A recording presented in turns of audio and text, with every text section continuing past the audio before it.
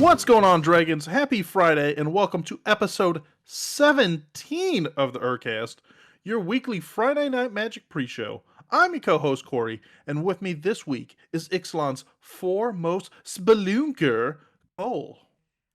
How's it going, Cory? I just finished exploring this dank cave, but I'm happy I made it up back to the surface before this episode. I'm excited because this set is truly out of this world. Jurassic World. No, that's so corny. Yeah, that's right. This week, guys, we are going to be doing a little preview of everything you need to know going into the Lost Caverns of Ixalan, and it is fortuitous because, in fact, tonight or today, depending on what time your LGS opens, is actually pre-release weekend. So we're going to give you all the tips, tricks, and what cards to look out for as you head into this fun drafting and pre-release weekend before we hit the main set release next Friday. Yeah, and keep your eyes peeled because there's some serious treasures in this set hidden underneath the earth. But before we hop into that, we want to take a quick second and we're going to recognize somebody special today, Cole. And that special person is Daniel over on Spotify. And the reason we're doing that is Daniel is the first person to have realized in all of Spotify that on every episode, as I upload it, I leave a question of the week for you guys within the episode. And he's the first person to notice it and respond on Spotify. So thank you, Daniel, for taking a second to review, check out one of our episodes, hit the 5-star or whatever, and tell us, by the way, what he told us was what his saltiest commander was. Ooh. So if you guys are listening to this episode and you listen on Spotify, hey, take a second, respond to whatever the question of the week's going to be, and we'll have some fun interaction with it. Thanks, Daniel. But, yeah, thank you again, Daniel. But without further ado, we're going to be hopping into the Lost Caverns of Ixalan. So before we hop into it, we wanted to kind of look at the set as a whole, see where we are going into it, and then we're going to go through starter decks. We're going to go through any cool commanders, any cool, like, just cards for the 99, any of that good stuff. So the Lost Caverns of Ixalan, we are already at the 98th expansion for Magic the Gathering. Wow, getting close to that 100. Yeah, that big 100, which off the top of my head would be... So the next one is Murder at Karlov Manor. So that'd be 99. I think it's Thunder Junction is 100. Wow, well, that's going to be a interesting anniversary for sure. But let's not get too lost in the future because we have a pretty big set that's kind of based in the past. Yes, so we are going back to Ixalan, you guys. Now, this is not the Ixalan of old. So while we still have the pirates, the dinos, the vampires, and the merfolk, and the set does feature them quite heavily, we're not actually focused on them in a type scenario. This is actually supposed to be a adventure, kind of action adventure a la Indiana Jones style set. Well, and looking at the story, it was pretty interesting. I mean, they're on the hunt for this, resource that's hidden within the core, through the caves, and it's called Cosmium. And they exhibit that in a few of the cards that are printed, and a new printing type. The set print type, like they always do. There's a lot of little fun details in this set that are there for you to discover. Wink, wink. Yeah, the Cosmium thing gave me very big, like Halo from Streets of New Capenna vibes, where it's sort of like this a resource that they're out searching for. Set totals, you guys. So we're looking at 291 unique cards are going into this set. Now, that is straight up we're not talking about alternate arts, we're not talking about anything like that. We're just talking 291 cards.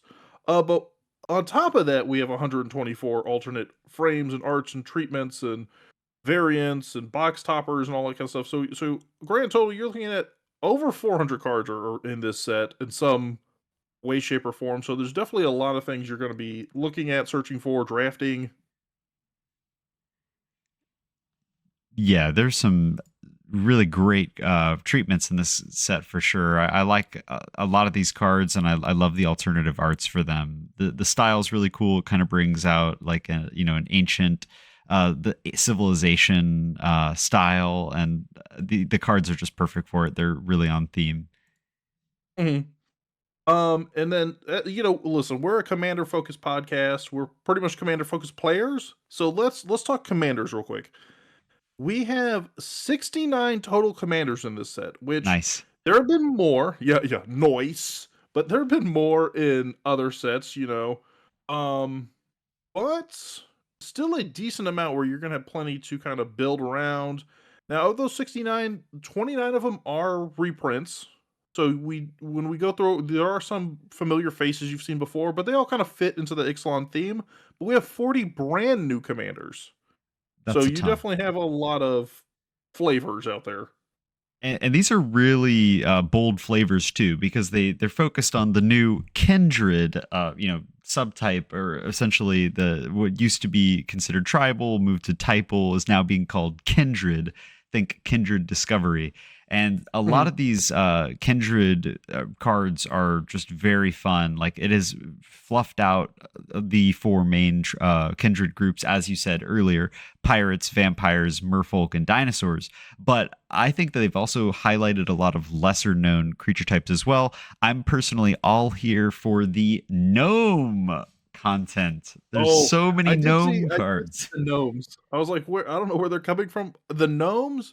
This is also the first set, I believe, to feature 3 different creature types, those being llama, capybara, and the 3rd one, I do not remember off the It's top of my head, to be honest snail. with you. It's snail. Snail! It is snail. So yeah, so we got a couple new creature types. There are some spotlights being thrown on the gnomes. Obviously, we are in Ixalan, so you're gonna see a lot of Dino love in this set, which I'm very excited for. I think Atla Palani was like maybe my third or fourth commander deck I ever picked up. Well, yeah. So you're going to be getting a ton of good drops for that deck. That's a huge part of this whole set, is that there's so many cards that are great for commander. Not They don't have to necessarily be your commander, but a lot of these Mhm. cards are going to become universally loved staples, or at the very least, very fun includes in your already existing decks. Yeah, the thing that's really jumped out to me at the set so far is the fact that a lot of these cards may not be staples in that, like, hey, this card like a soul ring that's going to slot into every single deck, but there are a lot of cards that if you are running like a dinosaur strategy, or you want to run treasures and pirates and stuff like that, there are a lot of key cards that will definitely be like the staple for that strategy. And this set has a huge focus on TDFCs, the transforming double faced cards.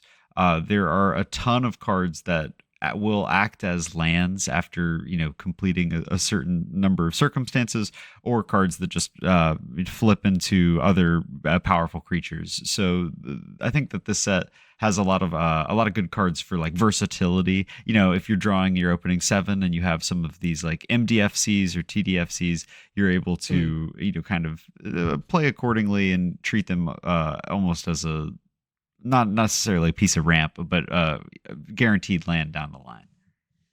Yeah, and real quick, guys, just because you brought up Cole, I think it is a good point to focus in on if you're maybe not used to double face cards. So MDFCs and TDFCs are slightly different. So in MDFC, think like your pathways for the lands, things of that nature. You are able to play either side from the get go from your hand. TDFCs, you're only able to play the face side, and then they flip in some way. Think the Praetor sagas that we've had in the past Right, year. So right. they come out as the Praetor, and then you meet some condition or some mana value, and you use that to trigger and flip them. Um, a lot of them are pretty fun cards, so I think Mm. we'll talk about a couple of them as we get into it. Yeah. Next thing we also want to talk about is there are a lot of new or returning mechanics. Each set has their own kind of flavor and flair and different mechanics that come in. So we wanted to cover a couple of them that you're going to see throughout the set, just so you're kind of understanding how they work. So when we get into the cards, especially, we're not saying discover, explore, craft, things like that, and it just doesn't resonate what they mean. So we'll take the top 4 or 5. Obviously, you're gonna see your flying, vigilance, haste, reach, all that good stuff within the set. But this one has, I believe, 3 new mechanics, and then one that they've refleshed out and kind of reworked with this set. Right. Um, so the top one, let's see, Cole, crafting. What is crafting? Should we be paying attention to it? Yeah, so craft is a really interesting new keyword. It tells you to pay a certain price and exile a certain type of card or a number of cards from your graveyard or your permanents that you control, and you're able to transform the permanent that you've crafted. And usually the effect kind of either plays back into the cards that you exiled to craft that Mhm. card, but otherwise you're just having to kind of generate resources in either your graveyard by mill or discard, as well as the stuff that's on your field, and use your resources to make TDFCs and transform cards essentially.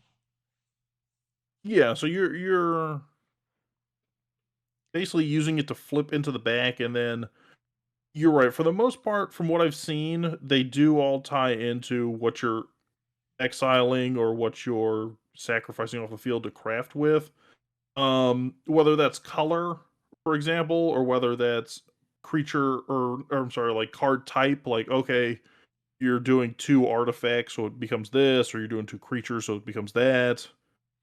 It's interesting. I don't know that I saw too many cards that like jumped out to me. Like this is going to be a great mechanic I want to use Well, there's an going interesting forward. example to kind of give you an idea of how it's applicable. There's a card called the Eye of O'Hare Talk, which costs 3 and it taps for 1 mana of any color, which is kind of a steep price, but it has the secondary ability that you can craft with any 2 cards that share a card type and pay 6 mana, and it flips into a instead of a mana rock, it is now a an artifact that will tap and cast spells of the exiled type without paying its mana cost. So you upgrade a mana rock into an omniscience effect, which is it's just kind of that versatility that we were talking about earlier. Like the cards are evolving, just like dinosaurs. Mm. Yeah, I think that's a cool card because you're right. Like a 3 mana or 3 cost mana rock for 1 mana is generally frowned upon in today's day and age because if you look at it, that's just a worse arcane signet. Sure. But the idea of crafting that, I think that specific card would work really well in maybe like a artifact centric deck.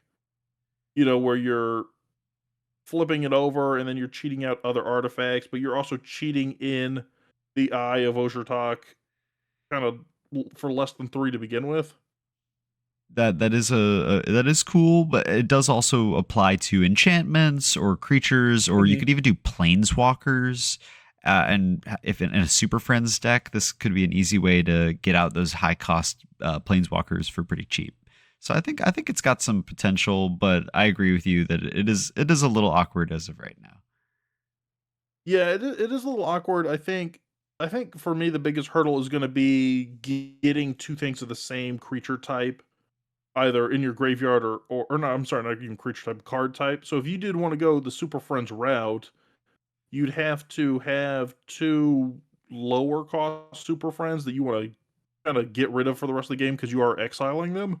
Well, I'm And then imagining a world where you're playing a mono red Super Friends deck and you're able to faithless looting, fill your graveyard with planeswalkers, get this out, and then, pop off. you know, what's funny is when I was picturing the Super Friends of what I was sacrificing, I was thinking mono red too. Like in my brain, I was like, all right, so I got a Duretti on the field, I've got a Jaya in the graveyard. Mhm. So that's craft. I think it pops up on like 5 or 6 cards. It's interesting. I think it definitely leads to more design space in the future, and this is kind of like a testing the waters type feel to it. The next one up we have is Discover. Now, Discover does pop up a lot in this set, and Discover, or I believe what we should be calling it is Correct Cascade. Newer Cascade at home. Better. Yeah.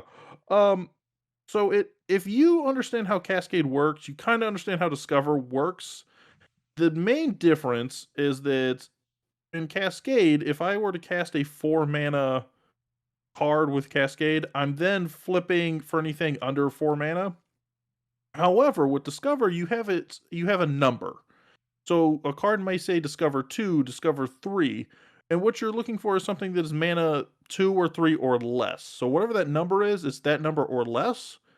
And then you can cast the card for free. However, the other key difference is you can also put it into your hand.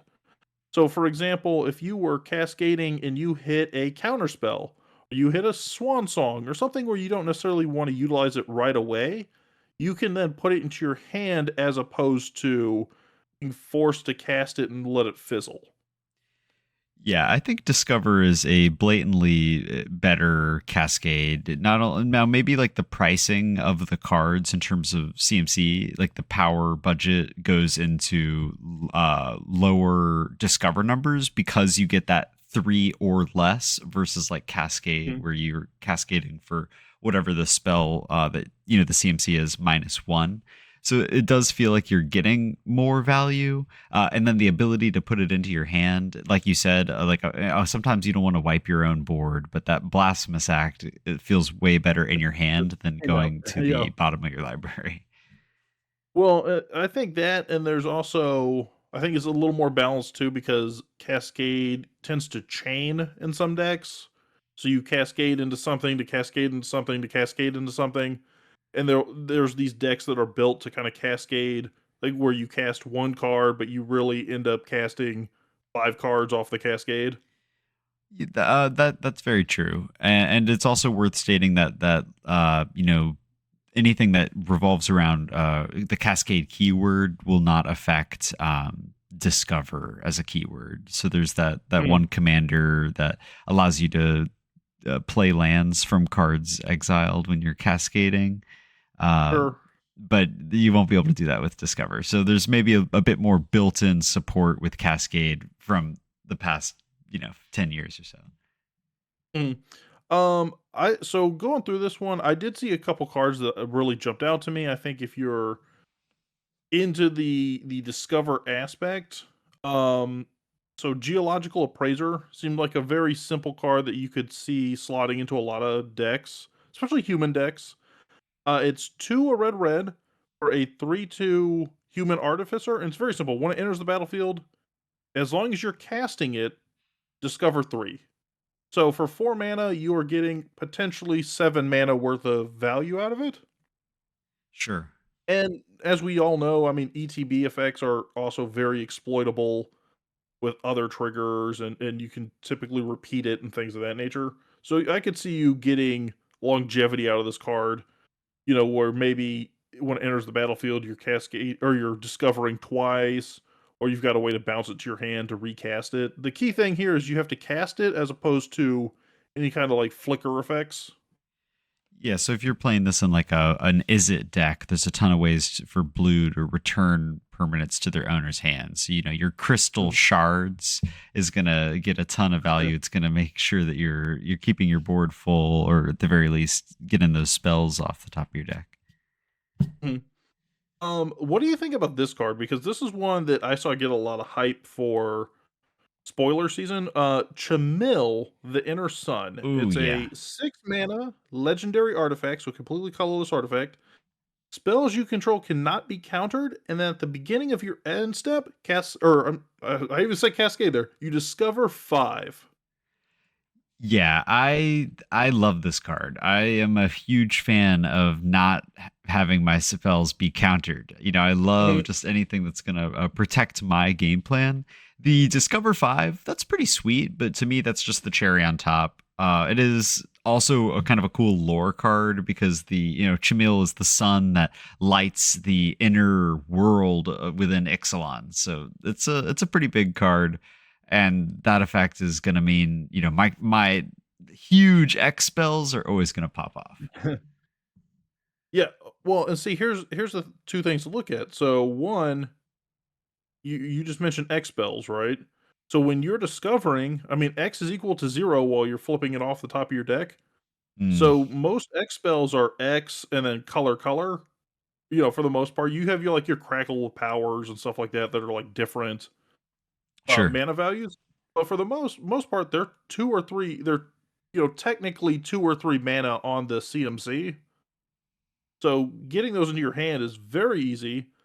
Also, I would argue, I don't know about for yourself, but most of my decks run fairly low, like CMC curves. So if you say discover 5, I mean that could cover a good 70% of my spells.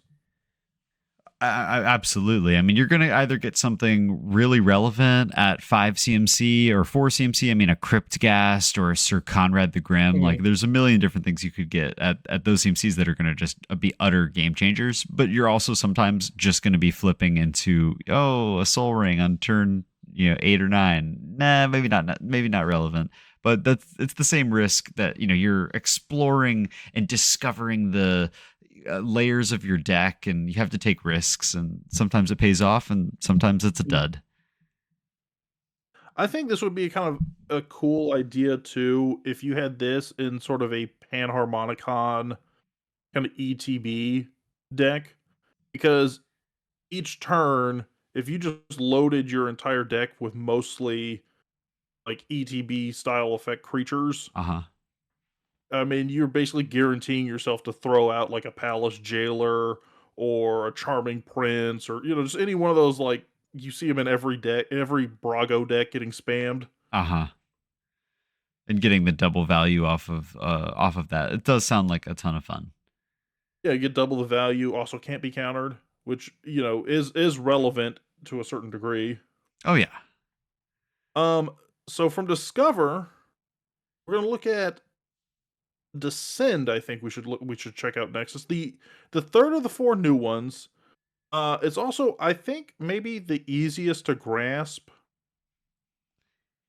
Yeah, so Descend, if you were playing back in Ixalan, or the original Ixalan, you remember the city's blessing and ascending. This is which is relevant if you have 10 or This more is the permanents. You've ascended. You have the city's blessing for the rest of the game. There's a couple cards that kind of care about that. So mm, descend is both. It's like two different meanings because the act of descending is if a permanent card was put into your graveyard from anywhere. But some cards will say descend and then have a number like descend X, and when it says that, what it means is this card has an additional effect provided you have that many or more permanent cards in your graveyard. So you can be descend to 4, but you have not descended this turn. And so this there's a is little bit of confusion there, but if the card typically explains it. It's just a matter of remembering that if it has a number, it just cares about what's currently in your graveyard. If it says you've descended this turn, clearly you need something to hit your graveyard this turn. this is like if once the city's blessing, this is like the city's spite. Like they Yeah, your um city is crumbled, and for that, there's a little reward for you. yeah, so Descend, it is phrased a little weird because it took 3 different triggers or 3 different ways of looking at descending, and put them in the same set on different cards. So, like you're saying, so you have descend, which or you have a descend, which is did you just descend this turn, which means did something enter your graveyard at some point, and from anywhere, by the way. So this can just be you mill or you discard a card. It really doesn't even have to be from the battlefield. Right. And you've got your descend, like descend 4, descend 8, like you were saying. And you also have fathomless descent. Um which gives you like different triggers each time you descend. So there are a couple different like play arounds on the same verbiage. Yeah, this is a set that graveyard players are going to get a kick out of because there's a lot of fun tools in here. For instance, Enterprising Scallywag at the beginning of your end step. If you've descended this turn, create a treasure token. So you're going to be able to, sacrifice a treasure. You get a mana, and then oh, well, actually, no, because a treasure is a token. It's not a permanent card. Well, you know what I mean. Like you sacrifice your Viscera Mm. Seer, you get a treasure out of it on top of the scry. There's a lot of fun mechanics here that are just encouraging you to fill your graveyards, rip the top of your library off, and go for some good, fun, fast games. Mhm. Yeah, so that's another good point here. So if we look at the send, because you were talking about tokens there, um, so just to clarify for everybody, when you have a sacrificable token, like a clue, a food, a treasure, or something like that, does it or does it not hit your graveyard upon sacrifice? It does not. Well, the thing is it's not a card; it's a token. So the wording Mhm. there is that a permanent card was put into your graveyard from anywhere. The token isn't a card because it ceases to exist as soon as it hits your graveyard. So like the token still dies, or like the artifact is still hits, is sacrificed.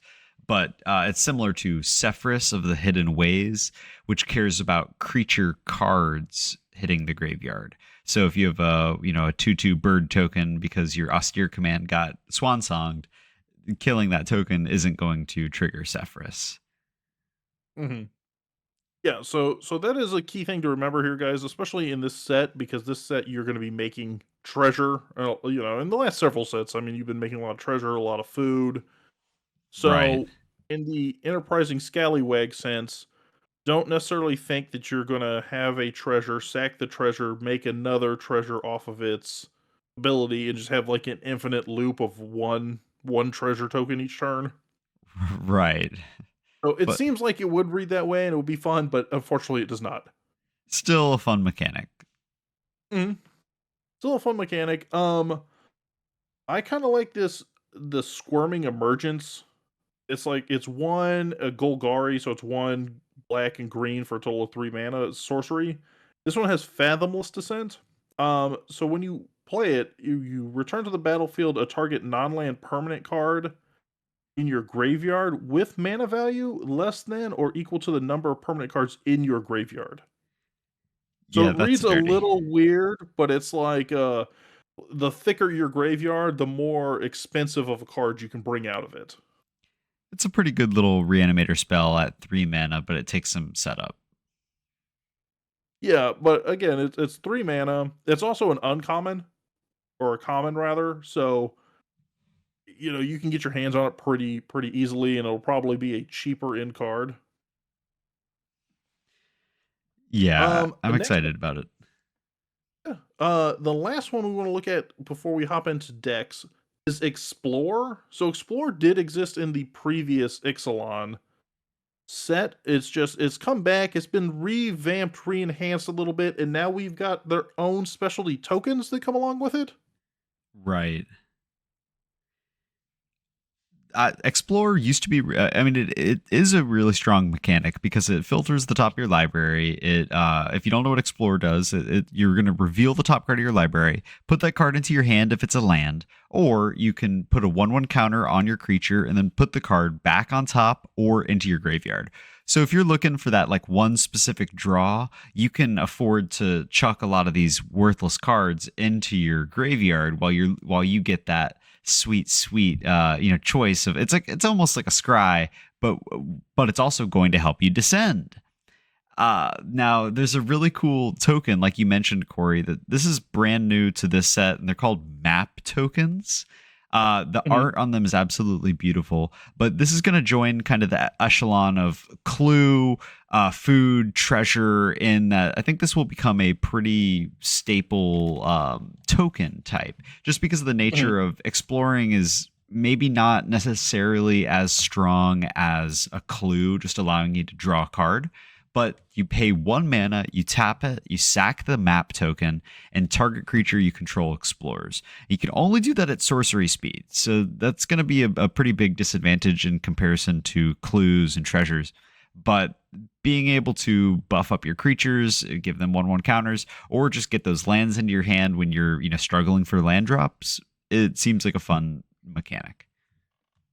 Yeah, and I am like semi disappointed that it's only at sorcery speed because I would like to see a world where I just have 20 map tokens on my side, and then I swing at you with my 1/1 commander, You gonna and you block don't me? block, and I sack all my maps and throw a bunch of counters on it, sort of like No! a monstrous Yuriko, nonsense.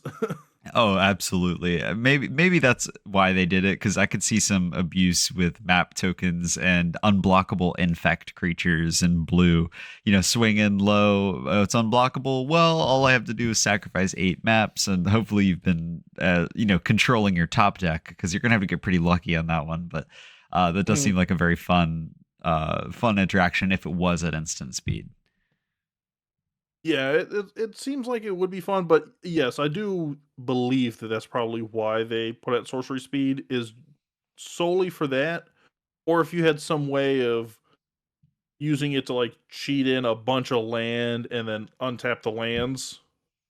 Yeah, because there are a lot of new creatures that came out this set, primarily merfolk and their kin, that Mhm. have so many benefits off of explore that it would probably be a little strong. Basically, a whole token dedicated to I mean, it's a strong mechanic, and the maps being sorcery speed, I think, is a balancing act. Otherwise, it might be too strong after you see some of these merfolk. Mhm. So, we've checked out the new command or not commander, we checked out the new key mechanics. Hmm. Um, Only other thing that kinda popped up, we do have a few tokens or a few counters that are gonna see some play just to be generally aware of. Right. So this is the first set where we see bore counters, chorus counters, and dread counters. Now those will be primarily just one-offs for one card. You know how I mean, how many cards out there where they go like this one gets a harmony counter and this one gets a song counter and this one, they're really just more or less specific to that one card. But the one you do want to remember because it will most likely appear again and pops up on I want to say at least like 4 or 5 cards within this set Right. are finality counters. So the way finality counters work within the effects of these cards is usually they're on some kind of recursion type card that bring a creature back or bring, some kind of permanent back with a finality counter. And when a creature or a permanent with that finality counter would be destroyed, they get exiled rather than going to the graveyard. Ooh, So that's they're coming brutal. back with like a second life and no, but that's it. Now, and those counters can be manipulated and they can be moved around. Like you can, if you have something like Chisei, the blue card that allows you to remove a counter from a Mhm. card on your upkeep, you're able to take these finality counters off, and the creature returns to normal. It's not going to get exiled when it died. So Yeah, there's some playability around that factor, I think. I think there's a couple ways that you could play around with this that could be fun. Chisei, I think clock spinning is another pretty common in Sure. blue. Um, I think also it would be interesting to find ways to maybe remove them from your creatures and pass them on to an opponent's creature. Okay, that's a little dirty. I think with a little scryfall magic, you could find a way to force the counters onto somebody else and maybe board wipe or something. Do something Sure. obnoxious. So there, when there's 27,000 cards, there's plenty of ways you can kind of cheat people. Easily. But after that, so we do have 4 commander decks that are coming out with the set. So we're going to cover each one in a brief fashion. Just kind of let you know what's the commander, what's the backup commander, what you should look for out of the deck. Is it worth the purchase? Should you steer clear? Uh, so the first one we're going to be checking out is Ahoy Mateys. So this set, like we talked about at the top, we're talking pirates, dinos, merfolk, and vampires. Vampires is the one I always forget, So but this must be the dinosaur deck then, right? Ahoy mateys. yeah, it's actually the merfolk and the vampires. Interesting. It's like it's a swim team is what this is about. Ahoy mateys, yeah. So Ahoy mateys are going to be our pirate theme deck. Now this one is Grixis, so you know it's my favorite color. So you know it's the best deck. And with this Grixis deck, we are seeing the return of the famous Beckett Brass as Admiral Brass Unsinkable. Okay. And now, hopefully you were paying attention 2 seconds ago when we talked about finality counters because here they are.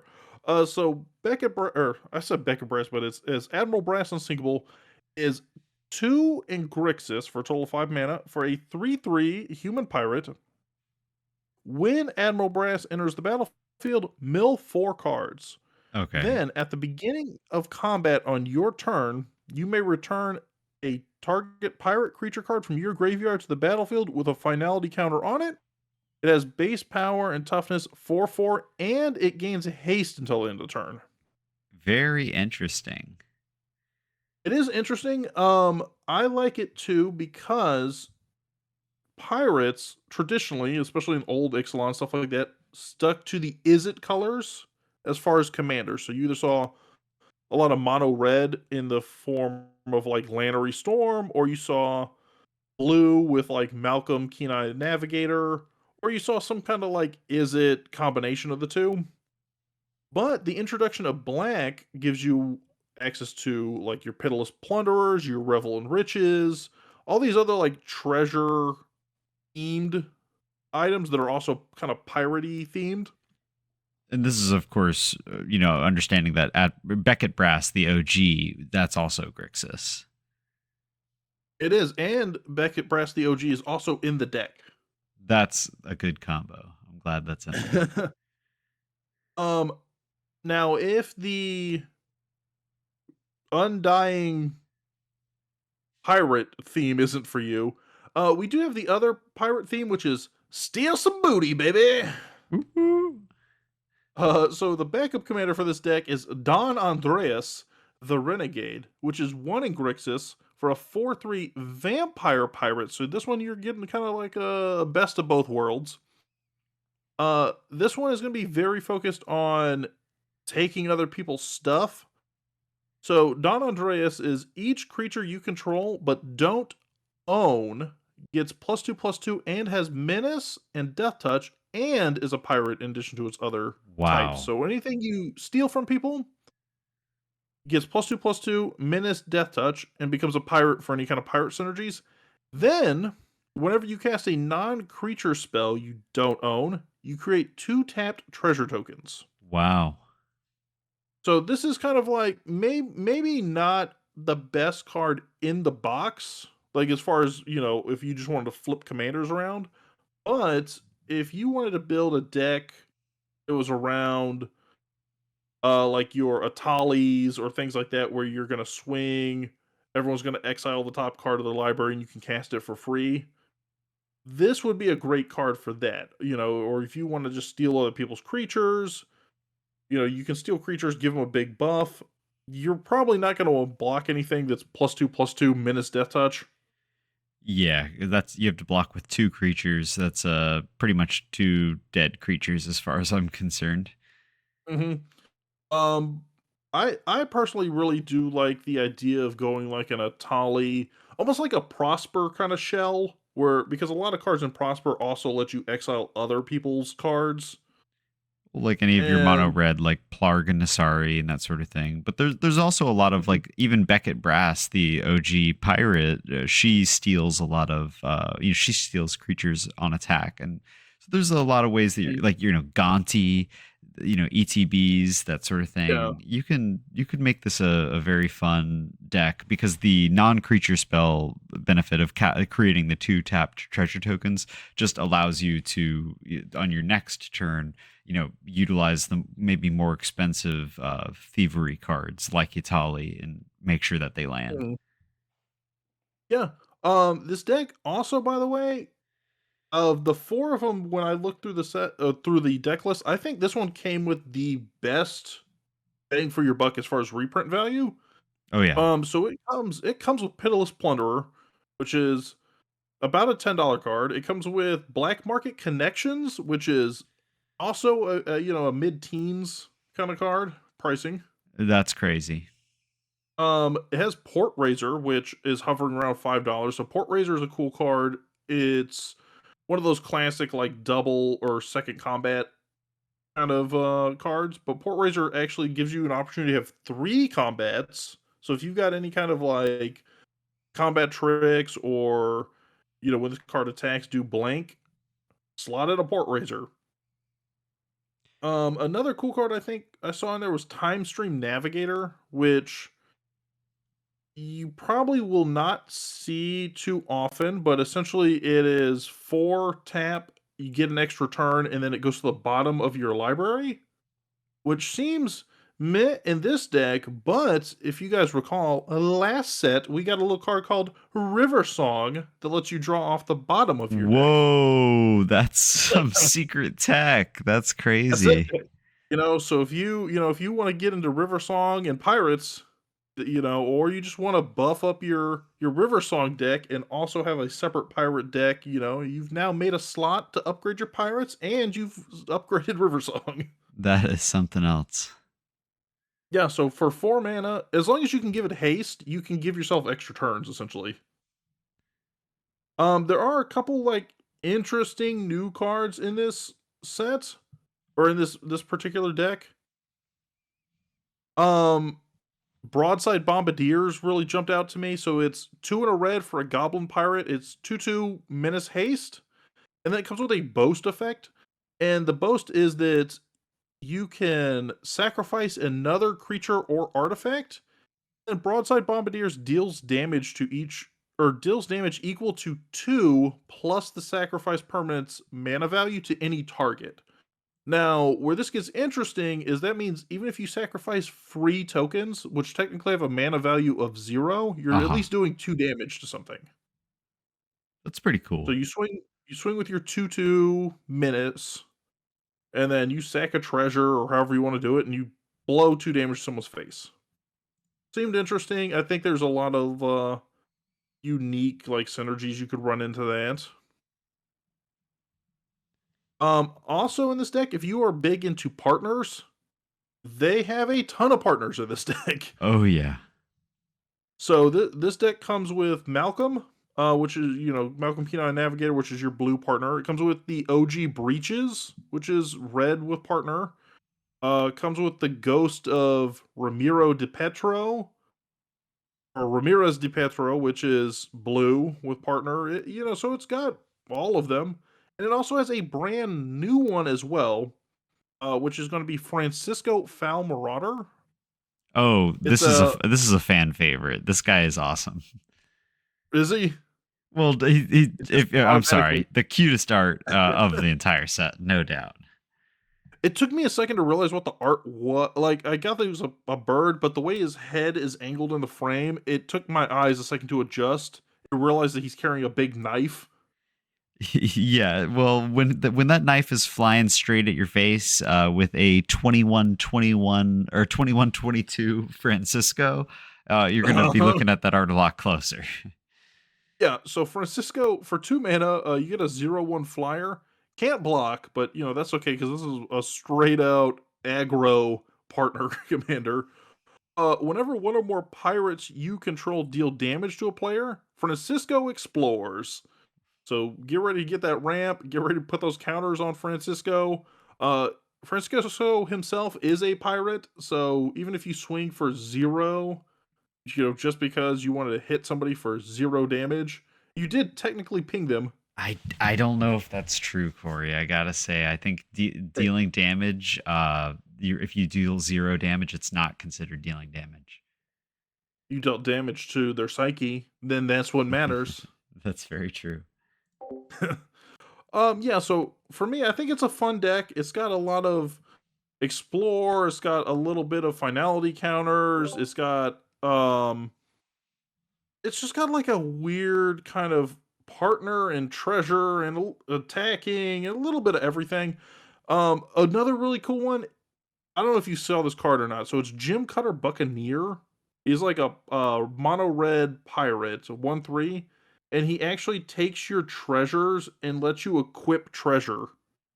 I did see that one. That is pretty cool because he makes a Yeah. tapped treasure token that doesn't really, it still has an effect even though it enters tapped because you can now use your tapped treasure tokens as equipment. Yeah, so he makes treasure whenever a pirate himself or another pirate ETBs, and then yeah, you can equip them for +2, +0. Just throwing treasure. It reminds me almost of what's that one? Is it Tago? The one that makes the rocks? Like Yeah, it's only the like make rock. goblin weaponsmith. Mhm. It reminds me very much of that, and the fact that this deck is just naturally gonna start pumping out treasure. It's like, oh, I can use treasure, and then I have both the mana and I've got them as equipment. So you can also equip these two creatures, and then if you need the mana, you're just powering down your creature. But ahoy mateys, I think A plus. I love the deck. I like the idea that it's kind of it goes in a lot of directions, so I think you could enhance the deck in a lot of ways if you want to hone into like recursion, or you want to hone into treasure, or you just want to go pirate themed. Well, you give it an A plus, Corey, but I'm gonna have to give it a B positive. That's right, B positive blood type, because I think there's only one thing cooler than pirates, and that's vampires. Vampires are Uh, I know, evil, but classic horror villain. There's been a little bit of, I mean, a huge. They're one of the biggest kindred groups in Magic: The Gathering, and after this set, they're only getting bigger. This deck is called Blood Rites. It features a couple of really cool Orzhov commanders, and then a whole host of new vampire thralls to add into your army. It's a really cool aristocrats deck, which I'm not sure, but I think this might be the first kind of dedicated aristocrats, precon other than Wilhelt and that sort of thing. Like mm, this has Viscera Seer, it has Falconwrath Noble, it has Cruel Celebrant. It's trying Blood Artist. They're trying to ping the whole table for 1 damage every time a creature dies, and your commanders are built around creatures dying and you getting more benefit. So the face yeah, which is commander of this set. Sorry, Corey, what were you gonna say? no, no, say which is really cool because the Ixalan vampires are Orzhov. Um, so a lot of them have appeared in other decks. Like when you go and build that aristocrat deck, a lot of the vampires from the original Ixalan, like Vito and stuff, are pretty much staples in those decks. So it's cool that they finally just went, okay, I'm going to give you that deck. Yeah, and if you've been following Commander for the last almost 10 years or so, you'll remember that a really popular old vampire commander, Edgar Markov, which was from the 2016 or Commander set, or maybe 2017. Um, that was a Mardu deck, so you have white, black, and red. So a lot of those Mhm. same cards are going to be either auto includes into this precon and vice versa. I think your Edgar Markov players are going to want a lot of these new vampires in their deck. So there's a really easy upgrade value in this deck for low cost, because a lot of these cards are cheap and printed a lot, because vampires are just so popular. The face commander of this deck is called Clavileño. He's the first of the blessed. You can pay 1 in Orzhov for this guy. He's a 2/2. And he says, whenever you attack, target attacking vampire that isn't a demon becomes a demon in addition to its other types. And it gains, when this creature dies, draw a card and create a tapped 4/3 white and black vampire demon creature token with flying. So this is a deck that wants you to, you don't have to attack with Clavileño. You only have to attack with any creature at all to get a little bit of value out of it. It becomes a demon. Ideally it's a vampire. It becomes a demon, and then now when it dies, if it dies, you're gonna not only draw a card and kind of replace that creature, but you're gonna create a tapped 4/3 white and black flying creature, which might even be kind of an upgrade if you're swinging out with something, a weak 1/1. Mm. So this deck is chock full of payouts for sacrifice effects. Butcher of Malakir, it has edicts that are going to want to, whenever you sacrifice a creature, your opponents have to sacrifice a creature. So that means there's a lot of removal. It's a little bit of a controlling deck in that way once you get the engine online.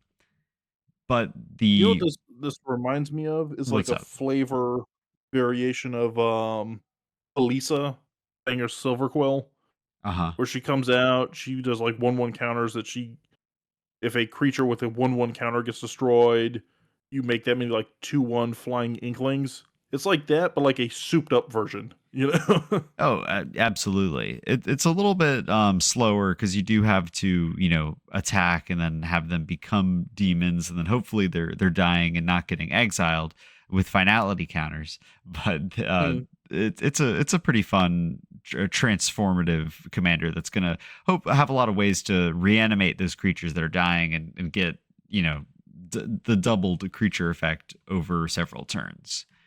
The alternative commander is Carmen the Cruel Sky Marcher. She costs 3 and Orzhov for another 2/2. But she has flying, and whenever a player sacrifices a permanent, you put a 1/1 counter on her and you gain 1 life. And whenever Carmen attacks, you return 1 permanent card with mana value less than or equal to Carmen's power from your graveyard straight to the battlefield. Now, this I think is a little bit more interesting as far as the commanders go. I know that I would be playing this with Carmen and the lead, just because with the Mhm. evasion, this slowly turns your aristocrat gameplay into a little bit of a Voltron gameplay. With the built-in reanimator effect on any permanent. I mean, Lord knows it's hard enough to get like enchantments and things back from the battlefield if they weren't designed to do that. So you're going to be able to play a lot of your favorite enchantments and artifacts and planeswalkers and not worry about if they get shot down because Carmen can bring them right back. Yeah, I think this is one of those classic, like, Wizards loves to print that deck where you go, "Oh, the face commander is cool," but then you see the backup one, you're like, "Oh, okay, this has all the synergies I want." Now, the rest of the deck may not function as seamlessly with the backup, but it's more fun. But in this case, I think it does actually work really well with the backup because, like you're saying, you get a lot of blood artists, you get a lot of like cruel celebrants and butcher of Malakir and stuff like that, where you have that deck that's kind of built for aristocrats. And I mean, she wants people to sacrifice things, which is a very aristocrats build. Well, my favorite part about that card is that it says whenever a player sacrifices a permanent. So this Mm. is going to it's going to kind of scale to your table's, gameplay. If they're playing fetch lands, if they're creating a ton of treasures, you get a little bit of a bit of that benefit as well. And I think Carmen very quickly is going to feel like a little bit of an Ob Nixilis captive kingpin situation where it becomes a threat very quickly to your life total after Mm. one big spell or one you know one big bout of sacrificing. I mean, how many board wipes like have you select one creature to keep and then everybody sacrifices every other creature they control? Like Carmen Mm. is definitely a contender for commander damage. Oh yeah, I mean, if you look at just heck, look at my favorite commander, right? When I run my Hello deck, in order to copy spells with casualty, I have to sacrifice. Hmm. So just to make my deck function, I'm powering up your deck just alone right there. And if you have that one deck, like you said, that's it's my food deck or my treasure deck or something where they're just blowing up stuff left and right. I mean, they're fueling you to beat them just to keep their game plan afloat. The aristocrats counter matchup as well. Like this is gonna Mhm. take advantage of your opponent's sacrifices to the highest degree. I think this deck looks like a ton of fun. It has a decent amount of value in new cards. The reprint value is there, but it's a little bit lower. You're going to see some Mhm. cards that you know and love, like Alenda, the Dusk Rose, Exquisite Blood. Shockingly, is in this, and that's going to be kind of your most expensive card. Uh, but the rest of these new cards are really interesting. There's one that I am kind of very interested in called Dusk Legion Sergeant. It's 2 mana for a 2/2. It has menace, but it has a relevant ability that if you pay 1 and a black, you can sacrifice it, and each non token vampire creature you control gains persist until end of turn. Meaning, if it dies, if it didn't have a neg 1 counter on it, it's going to come back to the battlefield with a neg 1 counter on it. So with this kind of built-in board wipe protection, I think this deck has a lot of resilience. There's a lot of, black cards that you can easily put into this, like Living Death, that are going to, bring your graveyard back to the battlefield after it all gets sacrificed, so you can do it again and again and again. Zulaport Cutthroat, Dictate of Erebos. I think this deck just makes itself, it's going to be strong out of the box, but it will very easily, build up its power. Yeah, and especially coming out of Wilds of Eldraine with the enchantments that they just released. I mean, Great Pack's in there, so you can get a Great Pack right now pretty, maybe like $10, $8 to $10 for a very nice kind of alternate art Great Pack. And if you spend $20, $30, I think you're right. You go Dictate Erebos, you go Grave Pact option. I think Braids Arisen Nightmare is kind of a cool fit in this too because you're forcing sacrifice. Absolutely. Anything that says, "Hey, when I do this, everybody else has to sacrifice," that's perfect for you. And you go ahead and sacrifice your, like your kind of throwaway 1/1 vampire from a Linda or something like that, and you go, now you have to sacrifice, and maybe they don't have as great of an option. It very quickly becomes a board wipe if they don't have a way to keep up with your army of small, low to the ground creatures. A lot of vampires are, 2 or 3 mana, and you're going to be able to, if you're playing Clavileño, you'll be drawing enough cards when your creatures die to consistently cast them on curve. And then they also have some big bombs. I mean, Butcher of Malakir, like we mentioned earlier, is just a Grave Pact effect on a creature, but there's also Timothar, the Baron of Bats, who creates 1/1 bat creatures when your creatures die. And when those bats die, they return the dead creatures to the battlefield. There's a ton of new cards, some that aren't maybe as strong on the power and toughness level, but like Master of Dark Rites is 1 black mana, and you can tap it and sack another creature to add 3 black mana to your mana pool. So it's basically a dark ritual on, or maybe more like a culling On a ritual on a sacrifice, yeah. creature, but you have to spend that mana on vampire, cleric, and or demon spells. So it's a little limited, but if you're playing within those restrictions, this card is a powerhouse. Now, you know what else is a powerhouse, but does not cost 1 to 2 mana and is not small and low to the ground? That is dinosaurs. uh, so what got a ton of focus in this new set? We've got the Velasa Ramp Tour. Their pun, not my pun, but probably that could be my pun because I feel like I could have written that too. We've got some Dino power going into this deck. The third of our fourth precons, we're looking at dinosaurs. Now, this deck is run by Pantlaza, Sun Favored, and this is a Naya, so you've got a little red, green, white action.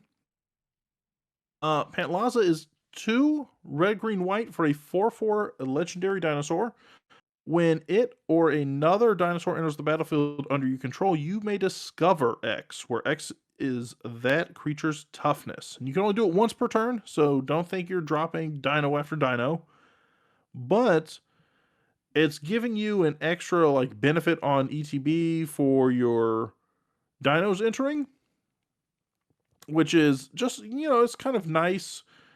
It stinks a little bit that it caps it because there are high mana value dinosaurs, so I kind of wish that I could just chain one after the other, but I get it. Well, The backup commander for good. Well, it's the fact that it's on any turn. You can blink these creatures on your opponent's Mhm. turn and get 4 in a full cycle. So I think it looks scary as hell.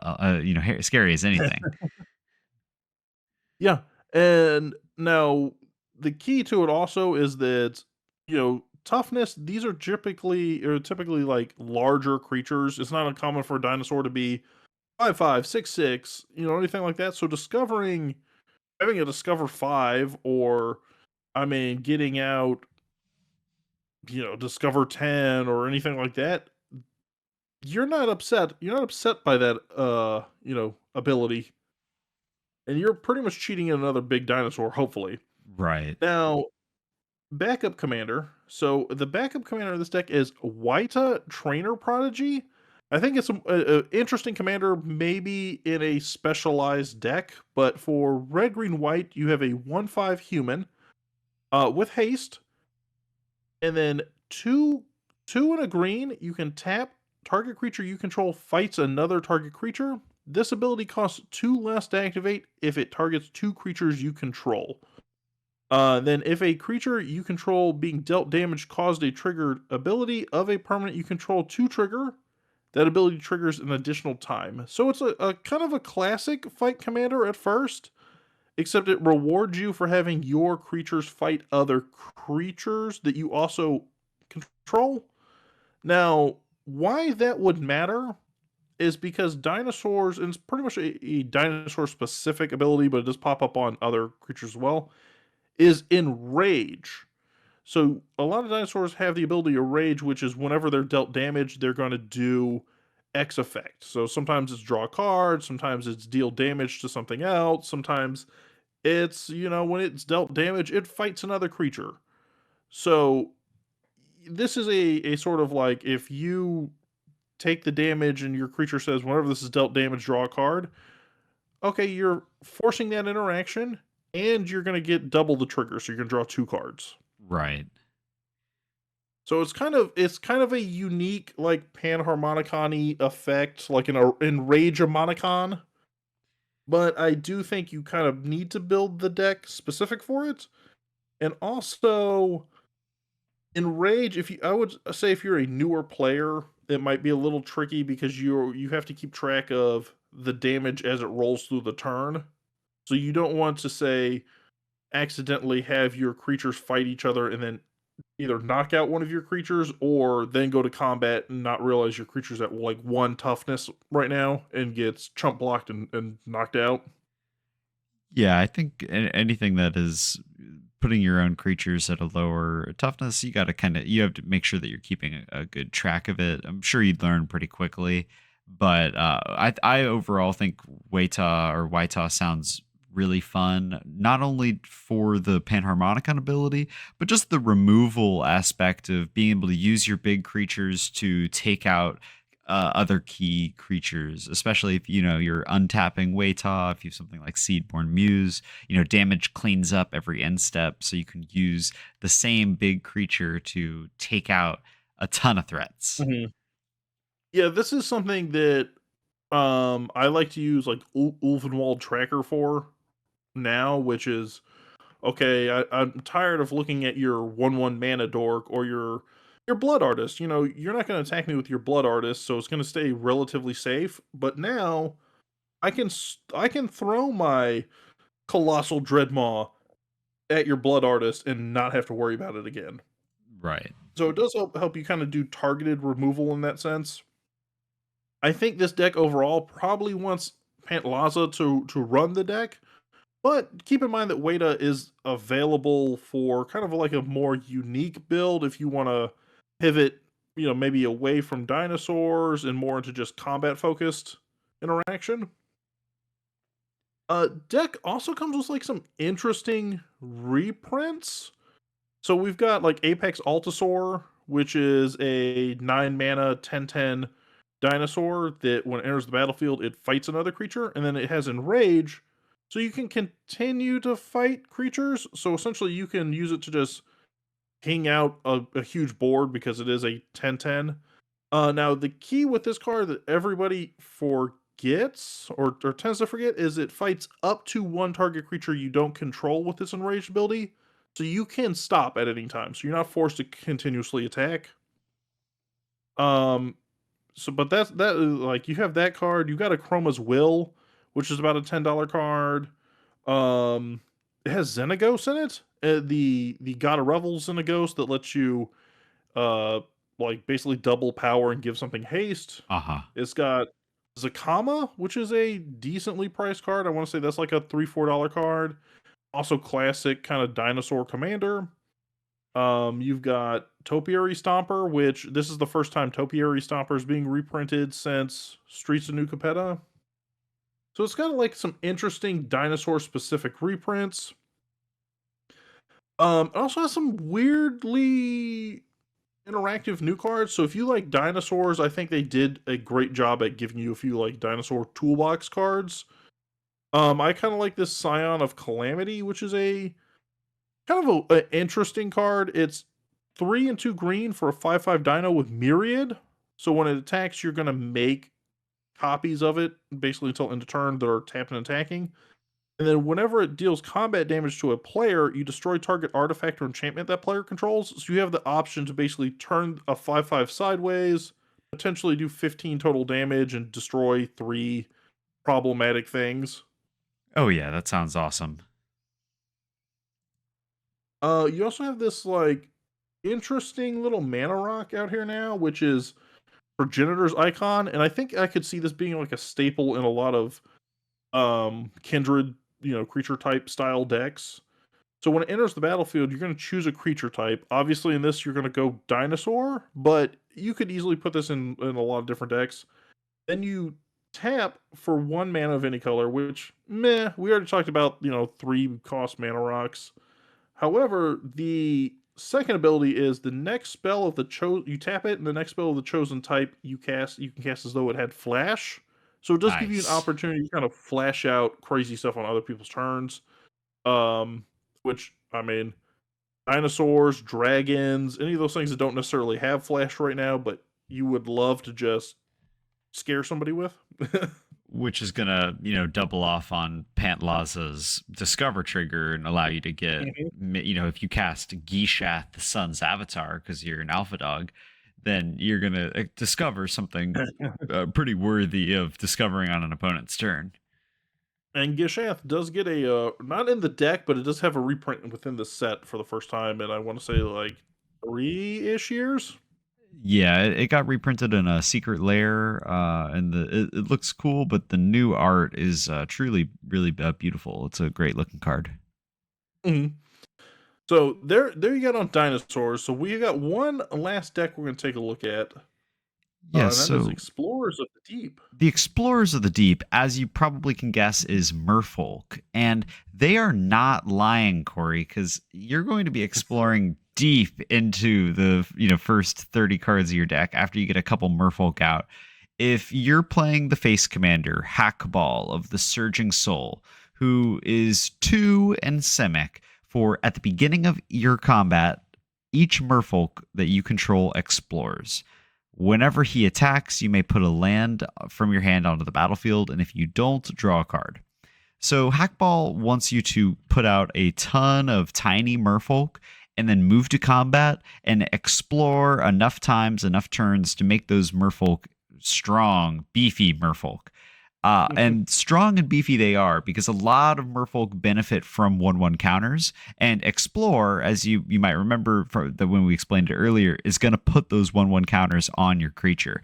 And with all the benefits of exploring that are hidden within this deck, sometimes you're going to be placing 2 counters for every one, or you're going to be doubling down in other ways and getting a ton of benefit from the extra lands in your hand, whether it's discarding them or just being able to be really consistent with your land drops. Mhm. I will say, and you can correct me if I'm wrong, but I feel like out of the 4 decks, this is the one that to me looks like it's the maybe the hardest to kind of master, only because it looks like it definitely has a lot more triggers involved. And usually if you're a newer player, trigger like remembering your triggers and stuff is a bit of a curve. I mean, definitely. And explore kind of works like scry, in the sense of like if you scry one multiple times, you're going to be looking at that card, deciding whether or not you want to put it on the bottom. In this case, put it in your graveyard or keep it on Mhm. the top. And then if you explore again, you're going to be looking at that same card for each time that you explore. So if you're not satisfied with what you're drawing, sometimes you're going to have to make a lot of decisions if you have like 5 to 10 merfolk that all are giving you this trigger. So it can give you a little bit of decision paralysis. It can take a little bit of a long time, but as long as you're planning your turn and kind of aware of what you have in your hand, uh, because Hawkball allows you to put lands from your hand onto the battlefield when he attacks, you're potentially going to have more mana than you would on your main phase one on your main phase two. So you Mhm. kind of have to be prepared to play an adaptive game plan and don't be afraid to take advantage of those times that you're exploring the perfect card into your hand, and it's revealed to everybody. So you're not going to be keeping too many secrets with this deck, but you're playing blue and green, so you have tons of room for counter spells and other protection. Yeah, I also like that. This does fit into kind of like the classic Simic territory of getting out a lot of land. So, like you said, because of the explore mechanic, if you have eight, you know, merfolk out there and you explore, there's a good possibility that you're getting a decent amount of land at least into your hand. And so therefore you're thinning your deck. You're not missing as many land drops as you might on other decks. Definitely, and I've played against this deck before, and I believe you me that it is chock full of ways to put out multiple lands per turn and just kind of you see the advantage very quickly. It is a surprisingly strong fish. Now, if Mhm. you're not feeling a fish, the alternative commander is, maybe, I know I said Francisco was the cutest card of this set, but I have fallen in love, and I think I'm going to build this commander, Zola Toyak, the Smiling Flood. Now, you might have seen it. It's based on a massive axolotl. It has a ton of little stubby arms, and it costs 6 mana. It's 4 colorless and Simic for a salamander serpent. A 6/6 that whenever it ETBs or attacks, you get to put a flood counter on target land and make that land an island in addition to its other types, as long as it has the flood counter on it. So you're not going to be you're not going to be blood mooning people's, Field of the Dead into an island, but it does facilitate a lot of island walk or just putting counters on lands. Because the second ability on Zola Toyak is at the beginning of your end step, untap each permanent that you control with a counter on it. So naturally, my first thought was Staxolotl. It's an axolotl with the perfect opportunity for me to slam Winter's Orb, Static Orb, Stasis, which I already conveniently own because my Atraxa deck, took a weird Staxy turn back almost 10 years ago. But well, I guess 7 years ago or so. But this commander is just so cute because I don't think anybody can be upset about being staxed out when they have this smiling salamander staring right back at them.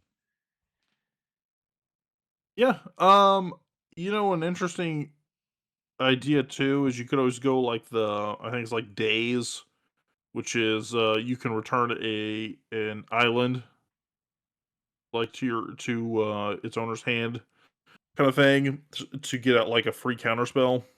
Sure, sure. So you You could know, always turn something into an island and bounce it. There's also like boil, which you're not in red here, but if you had it in a 3 color deck. you could blow up other people's islands for sure. There's enough island hate in the old blue, almanac, or like the old MTG almanac. But Mhm. overall, this deck looks like a ton of fun. It has a lot of fun Merfolk reprints. Like out the gate, this is going to be a great, first Kindred deck, or it's going to be a great like exposure to Merfolk. You've got Kumena, the Tyrant of Orizaka. You have Thassa, God of the Sea, which isn't a Merfolk, but it might as well be. And you have, Voral of the Whole Clade, Zagana, the Prime Speaker Zagana, and her newer form, the Utopian Speaker. I mean, these cards are a ton of fun if you love playing, big Simic creatures. And if you have any passion for fish, you're going to take advantage of these flying fish with Mist Dancer that give your merfolk flying, and evasive cards that allow you to attack with things with counters on them, and not take or not be able to be blocked. It's an absolute blast to play against as well, but there are some really great new cards in this deck that I think are going to be mainstays in a lot of different decks because they're just very powerful for any 1/1 counter strategy. For instance, Branching Evolution is 3 mana for what is basically a doubling season, but it's only for 1/1 counters that are Sure, but placed on creatures you Branching Evolution control. is not a new card. Then Deep Root It's new Historian, art, though. which gives Merfolk and Druid in your graveyard retrace, which is just pretty cool if you're playing it. Druids need some support. Seddon and all those sort of commanders are rejoicing with the drop of Deep Root Historian. And then my favorite card from this deck is Ripples of Potential. It's 2 mana, 1 and a blue, for an instant that allows you to proliferate and then choose any number of permanents that you control that had a counter on them, put this way, and those permanents phase out. So I play a Marchesa deck that's all about putting 1/1 counters on creatures, and you best believe this is slotting right in there because the ability to phase out in response to a board wipe, it's basically a Teferi's protection for 1 less mana, and if you have enough ways to move counters around, it's just as good as a Teferi's protection, other than not be your life total being able to be affected and all that. Yeah, this also is kind of interesting because you could use this and then follow it up with like a board wipe and go, oh, all my stuff was phased out, so all my permanents are coming back in. Because if you build this kind of deck, most of your stuff will have some kind of counter on it. Right. I do like your pick there of Deep Root Historian because retrace is not an ability you see often. So I kind of like when you have these cards that come out that bring back an older ability or kind of push them back up to the forefront. Where, hey, if you haven't played or you've only been playing in the last 4 or 5 years, you may have never heard of retrace before. Sure, absolutely. It's kind of a rare. If you don't know what it does, it says you can cast a spell with retrace from your graveyard by discarding a land in addition to paying its other costs. And everybody's been in a long commander game where board wipe after board wipe after board wipe. Your graveyard is filled. You got no cards in hand. Well, you're going to need some cards in hand because you need some lands. Luckily, Hawkball he gets lands into your hand, but you're going to want to be able to recast a lot of these powerful merfolk like Cold Eye Selkie to refill your hand, or any sort of big legendary merfolk. Being able to cast that from your graveyard for the price of 1 land, that's OP. That's a good ability. Yeah, and I mean, don't sleep on some of these cards that look like they're not big beaters out of the gate. I mean, Varel of the Hulklade is probably like one of the aces in my Azuri deck, just because the ability to double those counters really does get out of hand very fast. So having Absolutely. something where it's like, oh, it had 2/1/1 counters. Well, having 4 is a lot better, you know. I think Vorel is a great old school card, and I'm happy to see it printed back in this. Yep. But that wraps up the 4 starter decks. Or I don't know why I always say starter decks. I'm too locked into like Yu-Gi-Oh, I guess. Uh-huh. But that wraps up the 4 precon decks. Cole, which one, if you had to recommend one for a new player or in one for an experienced player, which route would you go? Well, I think if you look as a new player, you're going to get the most enjoyment out of the Velociraptor, slamming down big dinosaurs. Nothing feels better, and getting the free dinosaurs off that Discover trigger. That's just Mhm. downright value, and it's going to feel very fun to play. As a more experienced player, if you don't have a good aristocrats deck, I do think Blood Rights is just a really great bread and butter aristocrats deck that can be very cheaply upgraded to be strong and consistent. And I think that it would be a worthwhile investment with considering some of the value that you get in those new cards. Okay, yeah, I agree with that. I think if I were to recommend to a brand new player, yes, I would go dinosaurs all the way. You know, it falls into the same categories like dragons, where it's I'm throwing out a big beefy boy and then I'm bashing some damage. Like that's all Absolutely. I want out of this world, you know? And you do have some cool like combat tricks and uniquenesses and like quirky plays you can play around it, but it's very much like I dominate the board by having the biggest footprint, literally and figuratively, on the mat. Um, if I'm looking at an experienced player, I do like your pick for Blood Rights because it is a more trigger based technical deck. But I would actually recommend maybe checking out Explorers of the Deep. If you're used to seeing those like Simic landfall decks and you're like, hey, listen, I've seen Tatiova 1,000 times, I've seen, AC of the Gyre Straits 1,000 times. This is, it is land themed, and yes, Tatiova is in this deck, but it's sort of like it's land based, but it's not landfall based, so it gives it like a different flavor, I think. I agree. I think you're going to have a fun time with the explore mechanic and just seeing how quickly merfolk blow up out of control. They're like elves in that way. Mhm. But that being said, guys, we're gonna head off to a quick break. When we get back, we're gonna be talking about the non-precon cards you should be checking out. So maybe some lands, maybe some basically indestructible, without saying indestructible, cycle of cards.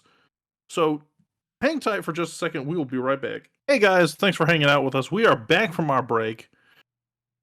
We have delved into the deepest of caverns. The I don't know. I don't know any other analogy. The deepest of caverns in the Lost Caverns of Ixalan. They're lost no more. But before the break, you guys, we went through all four precons, all the new mechanics that you're going to find in the set. But now we're going to be looking at cool cards outside the precons that you should be scooping up. Could be potential commanders, could just be cool pieces that we think fit into a cool deck. But we're going to be kicking it off with what I personally think is probably the poster child cycle of the set. Each set has one. I think this is going to be the face of Ixalan. Oh, yeah. So what we are looking at is the five gods of Ixalan. So this set gave us five monocolored gods. Um, Cole, what do you think about them? Because I think they might be almost on par with the Theros gods as far as ability to get rid of them being practically zero. Yeah, so the cool thing that connects all these gods is that they, like you said, they share a unique death mechanic, like Theros and Return to Theros, where you're either returning it to your hand or putting it 3 cards deep into the library. Those gods are a thing of the past because these gods flip into lands that are going to have a little bit of a benefit, but eventually, after completing some circumstances, you're going to flip those lands back into the original creature, kind of subverting your commander tax, because as long as they're not getting exiled, they're not even hitting the command zone. They're coming back in a couple turns, whether your opponents like it or not. So why even bother doomblading? You know what I'm saying? Mhm. Yeah, so these essentially, other than exile, you're not getting rid of them. Um, so let's take a look at them. We'll go. I think alphabetical will be the way we Whoa, can whoa, take a whoa, look wait, at wait, it. no. We have to go Wooberg Whoa, whoa, whoa. order. Alphabetical doesn't apply in MTG. You got to go in Wooberg Woo. order. But here's the thing. So Wooburg is alphabetized in MTG order, right? No, no, it isn't. Because the MTG alphabet goes Woo-berg. There's only Okay. 5 letters in the MTG alphabet. Well, if that's See, if I can cover my bases. I can, change with the best of them to gaslight you. go on then. The first one The first alphabetically. woo, uh, so the first one we're gonna take a look at is Osier Tak Deepest Foundation. 4 2 white for a 6/6 vigilant god. That's the other thing. So they all do come with, some nice keywords. This one is Vigilance, and it says if one or more creature tokens would be created under your control, 3 times that many tokens are created instead. When Ozurtok dies, return to the battlefield tapped and transformed under its owner's control. So then it'll come back as essentially like a tap for white land that you can then flip. This one I believe is based off the number of attacking creatures. Uh, I think this is really useful. It reminds me a lot of Mondrak Glory Dominus, Sure. which came out and it was doubling tokens. So you could easily put both of these in a deck and go, okay, now I'm making 6 times the amount of 4/4 angels. And likewise, these are going to be copies of your anointed processions. And if Hmm. you're combining that with, with O'Hare Tack, those are going to six tuple your token creation because it's 3 times 2. So this card looks like a powerhouse to me, Corey. Yeah, this is that card where you know what I was thinking of is Call the Coppercoats, right? Which is making soldiers based off or making soldiers based off of the amount of creatures your opponent controls. Is that a green and white card, or is that just white? It's mono white. Oh wow, that's dirty.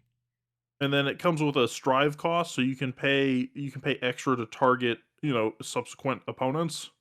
But if let's say you and I are looking at each other and you've got your elf ball and I cast Call the Coppercoats and I make 10 soldiers. Well, this just this card is going to see that and go, nope, now you have 30 soldiers. And then, like you said, if I've got Mondrak or anything like that, where suddenly it's now I've got 60 soldiers. I mean, good luck. You know, you might and as well just scoop at that point. well, at least you can remove an anointed procession. Her attack is just going to come back. So Yeah, exactly. Good luck. I think what's funny is now that I say the numbers out loud, this would be a great fit in that aristocrats build because if you could make 60 soldiers and then sack them all off to like blood artist, with a blood artist on the field. you're going to deal 20 damage to each of your three opponents. That's going to, yeah, this just seems like a very fun mono white card. Now, I'd like to get the next one if you don't mind, Corey, because Sure. I It's also am mono white. well, no, going in Wooburg order, of course. We're next on blue. So in this deepest cycle, we're going to be talking about O'Hare Pak Patik, the deepest epic. Now, this is 2 and 2 blue. So you already know it's going to be degenerate. But it's a Mhm. flying 4/3 god with whenever you cast an instant from your hand, it gains rebound. Now, rebound is like we were kind of talking about with retrace. It's a little bit of a rare keyword, but whenever you cast something with rebound, it gets exiled as it resolves, and at the beginning of your next upkeep, you get to cast that spell from exile without paying its mana cost. So it'll go into your graveyard, but you're not going to get the rebound trigger off of it after it comes out of exile. But I think there's some downright dirty stuff that you can do. Nexus of Fates, there's some crazy spells at instant speed that like Nexus of Fates allows you to take another turn. Like there's some crazy effects at instant speed that now you're going to get so much value off of. A brainstorm, you draw 3, put 2 on the top. Well, you're going to be able to do the very same thing on your next upkeep. So this one is pretty cool because when it flips, it turns into a land with 3 time counters on it. The time counters, they don't infringe upon you like from tapping the land and generating blue. But once it has no time counters on it, you can pay 3 and flip it back into O'Hare Pak Patik, which Mhm. seems And if awesome. I'm not incorrect too, when you tap this for blue, I believe it also takes off one of the time counters. Yes, when you tap it for blue, you remove a time counter from the Temple of Cyclical Time. So, Yeah, so don't worry that it says 3 because your odds are you're not actually sitting there for 3 turns. well, You're getting out quite a bit likewise, faster. time counters, like if the card doesn't have suspend or vanishing, the time counters don't actually do anything on their own. You have to tap it to remove them. Mm, that's true. Um, yeah, so it's just an interesting. It rebound is a lot of fun. I think within Commander, Ephemerate is probably the one that most people see it on. But getting it in blue, even if you don't think about busted stuff like Nexus of Fate, even simple things like a removal spell or a draw spell, if you could sit there and go, well, I'm going to cast this one cantrip, get my whatever the effect is. Maybe it's opt and I want to scry, or maybe it's preordain or something like that. You get your card, and then next turn, oh, okay, I got an extra card. It's gravy, really. Yeah, I mean, there's so much that you can do with rebound to kind of like cheat the value of the instant. You're basically doubling your nays on that one. Like you're going crazy after you're cantripping, and you're getting to just filter through the top of your deck. And it's a 4/3. It's flying. I mean, at the end of the day, it's a combat threat as well. So it's a great card. Yeah, I find it also nuts. Just one last point on it is the fact that it's not limited, because a lot of times it'll say, "Oh, the first instant you cast each turn," or "You can only cast it on your turn." The only limitation here is it has to come from your hand. But Right. you could dump, in the right spell slinger deck. If you could dump 5 or 6 instants out on a turn cycle, I mean, you're living good come your next your next like beginning of your next upkeep. Absolutely. Cyclonic All right. Rift. I mean, not that it would Over and get over again. copied, but it's just crazy That would be interesting. I mean, it wouldn't work because it wouldn't be as well. overloaded, but It wouldn't be it's overloaded, but you could essentially get a bounce. Snap would be a good one because you could. Well, no, never mind. I take it back. Because Snap would be interesting, except you wouldn't really get the land benefit on the second go round because you would have just untapped. So odds are you're not going to untap and then suddenly tap 2 lands on the beginning of your upkeep. that's very true. But trust me, there's some weird stuff like you find or you run away together, which is bouncing 2 creatures from 2 different players. So you could do that and bounce a total of 4 creatures. There's definitely busted things you could do out here. Agreed. Okay. Next up, Woo Burgess. This is the only one that's not a O'Hare or an Osier or whichever pronunciation we're going with. This one is Aklazat's Deepest Betrayal. Ooh, 3/2 black for a 4/4 Bat God. Comes with flying and lifelink. When Aklazat's attacks, each opponent discards a card. For each opponent who can't, you draw a card.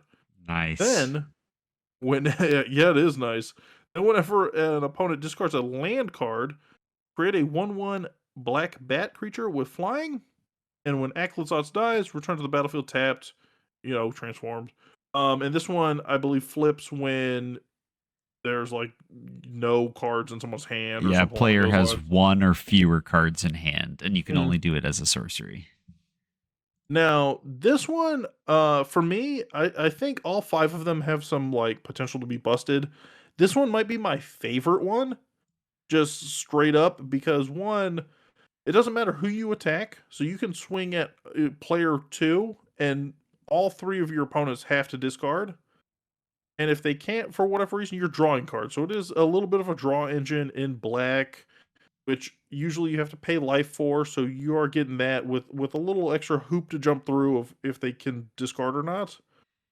Also, one of the biggest outs when people need to discard cards is they try and toss lands they don't need so they can save their spells. Well, if they go that route, you're getting creatures out of it. Yeah, I mean, to be honest with you, I think while it may be really cool, it's a beautiful bat. I love bats. I think this is gonna maybe fall into that tiny bones Turgrid, Yeah, like, oh, you just throw all that into this deck and make it extremely salty to play against because everybody loves playing with no cards in their hand. yeah, this Uh is like your Tiny Bones, Turgrid, Aclazotz, Rankle deck, you you know? just double down on all of Um, those themes, and I'm sure you'll be having a fun time. yeah, now, personally, I mean, and we'll talk about the other 2 here in a second, but I think, personally, I will say it's got either the best or second best art. I think there's 3 clear winners in the art field here and 2 that fall a little bit behind. But I do think that this might be the lowest on the power scale of things, as far as, like, what can I bust wide open, because I feel like the first 2 we looked at, you could definitely break open and do, like, just absolutely degenerate shenanigans with. Well, I do hear you, but I also want to mention that lifelink is kind of busted.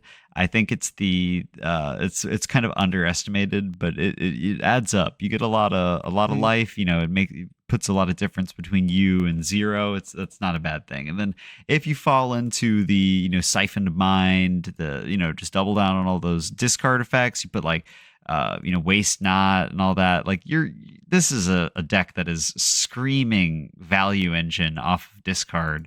I want to see those rats that when they enter the battlefield discard cards. I mean, I don't want to see that. I want to see somebody else play their own game with that, and I get to hang out and have fun with my cards in my hand. But I think that this is a fun looking commander. The flip effect makes it kind of incentivize its own ability. It's the only god in this cycle that has an additional creature type of bat. So I think there's mhm. something special about this guy. Yeah, I think this is a cool card in that it puts pressure on your opponents, right? Because, like you said, you got the life link, and just by it going sideways, you're forcing discards. They have to think a little bit more about what they're discarding, whether or not they wanna give you the extra creature or not. I think it's interesting. But red should be our next one. So Wooburg Red is the O'Hare Onaxel, the deepest might. Now, did you ever play Elden Ring, Corey? I dabbled, and then I was slaughtered. Well, you might remember one of the earlier bosses in the game is Godric the Grafted, with one arm a dragon's head, mounted on him, Mhm, and the other arm a massive sword. This is what this card screams to me. It's 2 and 2 red for a 4/4 trampler that says if a red source you control would deal an amount of non-combat damage less than his power, that source deals damage equal to O'Hara and Axel's power instead. When it dies, it flips, and it is pretty easy to flip back. You just have to deal 4 or more non combat damage with red sources this turn to be able mhm. to flip it. But this card seems like a absolute powerhouse in any sort of burn deck. I have my Gandalf burn deck and I'm casting lightning bolts. I'm throwing out ping effects. This makes innocent cards turn into downright dirty cards when they're doing 4 damage instead of one. Could we talk for a second about how much love Burn has gotten this year, by the way? Because Emodane came out in the last set, and that was, if you deal non-combat damage to a single target creature, it deals that much damage to each player Right. or each opponent. We had Solfim, another one of the Dominus came out that it doubles non-combat damage. So City if on you fire. throw out your city on fire, exactly. So this could be that deck where you put all those together, and if you find some way to like Voltron up, O'Hare Axonil here, and you get it beyond that 4 power. I mean, throwing 10 damage off of a lightning bolt is nice, and then you city on fire it and Sulfim it and all that good stuff, and you're going to town. That's actually a really fun point, like equipping him and making him really strong. would be a super fun way to go with this commander. And then having it flip when it dies, you'd get to keep the equipment on the ground ready for him when he's no Mhm. longer a land. Yeah, and because it has trample, I mean, that also gives you benefits if you wanted to Voltron him up or equip him or any of those kind of things. Because then you could literally just go, I swing him and maybe he's a 6/6. Getting +2/+2 is not challenging. But having a 6/6 or 7/7 commander, I mean, you get a 7/7, that's 3 hits of commander damage and you've won. And then on top of that, you throw Well, down no, you a haven't lightning won. bolt or You've hit one. You've killed one person. I've won. If you kill one person with commander damage, you have won. You could end the game in third place, but you've won in your heart and in your mind and spiritually.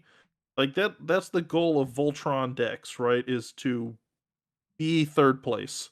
Well, I gotta say, I actually played a game over the weekend as with my Sigarda deck, and I absolutely walloped. And you just start, you have the hardest time picking who you're going to kill first. But my Sigarda deck is all about good and kindness, so I have to pick my targets based on which commander looks the most evil. And it's quite frankly, if you're looking at these five commanders, there's one that looks a million times more evil than the rest, and that's gonna be the bat. So Yeah, yeah. I'm likely to strike that.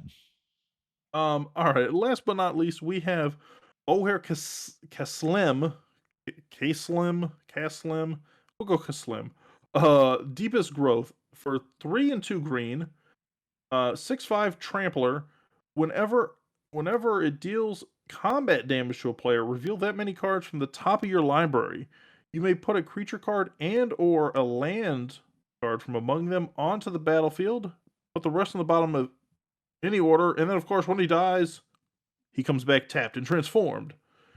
So this one is interesting because this is probably the most Voltron-y one if we're talking Voltron. Because if you swing that out just straight up and you deal 6 damage, or they chump block you and you end up dealing 4 or 5 damage, it determines how many cards deep you're gonna dig, and then you can find ideally some juicy like beater of a creature in there, and if you don't, find yourself a land.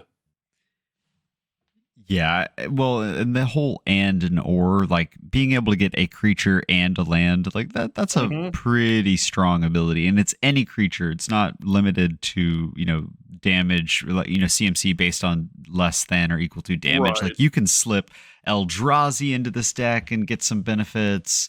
You can get, there's some huge green creatures that would love to be cheated into play off of this ability. And the other thing you need to keep in mind too is the land does not come in tapped. So you get the ability to use that land right away. Right. So and it doesn't limit it to basics, nothing like that. So in an ideal world here, you hit some unsuspecting fool for 6 damage. Right. You dig 6 cards deep, and you go exactly that. All right, I've got an Eldrazi, and I've got a dual land, or whatever your heart desires, and you drop them both on the battlefield. You go to main phase 2, and you're just living large. Yeah, you're ramping off this card. It may be 5 mana, it may be a 6/5 trampler, but you're ramping. Hmm. Now, Yeah, I mean, it's, the land's almost like incidental pickup. you're looking for lands. Now, I got to tell you, Corey, that there are some pretty cool lands that also got printed in this set. I kind of took an eye to this another cycle like the gods. There's one for each color, but they're called the hidden lands. Mhm. There's hidden cataract, hidden courtyard, necropolis, nursery, and volcano. They all do the same thing. They enter tapped. They tap for one of their respective color, and then you can pay 5 mana across the board, sacrifice the land, and discover 4. You have to do that at sorcery speed, but this seems like very similar to my favorite lands from a couple episodes ago, the hideaway lands, where you're able Mhm. to kind of take it. Maybe in the beginning, this is the land that lets you cast your cultivate, or gets you there. But once you've gotten the use out of it, you can pay 5 and sack it to send out for the next best thing, which is hopefully a 4 CMC creature or sorcery that you're hoping is going to be that haymaker game changing play. I love the randomness of these, and the fact that there's one in every color means there you can slip it into any deck. It's probably going to be cheap. They're common cards, so I'm looking forward to it. Yeah, I think they're fun. They're like you said, they're just like the hideaway cards in the sense that they're probably going to be cheap. They're going to be fun. When you need that extra card, it's there. Early game you might want the land, but maybe late game you go, okay, I just need this. I need one creature or something to be my finishing blow. Okay, let me go dig for it real quick. In any deck So that it's benefits from like exile, like Prosper, Faldorn, Rocco, mhm, Street Chef, they're gonna love these cards because it's just a free source of exiled card advantage. yeah. So I think they're easy pickups. I could see these topping out. I could see these topping out at somewhere in like the 35 to 50 cent range. So I think these are like easy pickups. It could slot pretty much in any deck you need. Speaking of lands, we do have another cycle, or rather the completion of a cycle of lands. So beginning back in Wilds of Eldraine, we got some new creature lands that were the Restless lands. These all, they're dual lands that come in tapped. They don't have the land typing, so you can't really search for them, but they all come with the ability to transform into the turn, or for a turn, into some form of creature. They're man It's really cool lands. that yeah, it's really cool that in the art they all feature the land or the animal in some form. It's Yeah, also nice that unlike most of the older like man lands, these ones come with a second effect. So, for example, like Restless Reef, which is the Demir version, it becomes a I four think the four best shark. one. Yeah, yeah, it becomes a 4/4 shark, and then when it attacks, target player mills 4 cards. So you can self mill, you can mill somebody else, And but they it's a all 4/4 have that shark with second. death touch. The death touch It is does. not to be forgotten there because that's like an unexpected oh crap moment when you block somebody's Eldrazi with oh that land can turn into a shark. Yeah, it's neat. Like Vince, which is the Rakdos one, that insect has menace. So they're cool. They come with like their own little tagline of an effect at the end. So we got the other five. So now we're all 10 are covered. So just another nice little pickup. If you're either in need of having like a creature enter the battlefield, or if you're in need of whatever their secondary effect is, take a look at them. Restless Reef is probably the best one. I think Vince, which is the Rakdos one, is kind of cool too. That one's sort of a discard then draw. So if you're in a desperate pinch for 3 mana, you can on your turn attack and dig a little deeper into Well, your deck. and the green and white one it gives your when it attacks it gives you not only is it a llama which is I think is the first of its kind because that's one of the It has three the best. brand I new think it's creature got the types. best art. The art's cute. It's an a llama on the like built out of farmed land, and whenever it Mhm. attacks, your other creatures get 1/1 until end of turn. That's just a downright good effect on a land that you can play turn one when you're not going to be playing anything because you didn't draw your soul ring. Like it's just great to have that, so you can again we were talking about it early, like in the beginning of the episode, versatility. A lot of these cards double as lands, but they're also late game relevant. The ridge line, Because the red and green one, that one gives another creature +2 and +2/+0, and it gets untapped. So it's like basically vigilant and a little bit stronger. I mean, the buffs add up. the the Selesnya one gives me big like Emperor's New Groove vibes. Sure, you know? Cusco's So poison. yeah, yeah, exactly. The poison for Cusco. Cusco's poison. But yeah, they're another like kind of cute pickup. I think if you're in drafting mode, probably get a cycle of them. That you're not going to be upset by having it. They're not going to be. They're not. Listen, they're not going to be dual lands, but they're going to be something. But let's look at some commanders you might be kind of checking out. So, like we talked about, there are 69 commanders in Nice. total. Did you? There's 40 brand new ones. We're not going to cover all 40 of them, but we did pick a small handful, kind of spread of ones that really jumped out to us that we thought would either be powerful or just fun or unique that we kind of want to talk about for a second. So Cole, what Absolutely. what kind of commanders are jumping out to you right now? Well, surprisingly, we haven't talked too much about it, but this set also features a lot of the Jurassic Park cards. In fact, Mm, it's the only way to access the Jurassic Park cards. And at first, was a little bit hesitant, but looking at these cards, I think they look like a ton of fun. I have a ton of dinosaurs sitting in my collection, so my first pick out of these commanders is the blue loyal raptor and Owen Grady raptor trainer partner combo. It's Timur with Owen Grady being Gruul and blue being Simic. But Owen Grady allows you to put counters on dinosaurs, and these counters are Menace, Trample, Reach, or Haste for the price of tapping him. And blue Loyal Raptor costs 4 mana, 1 mana more than Owen Grady, and it allows other dinosaurs to enter the battlefield with each type of counter that is on blue.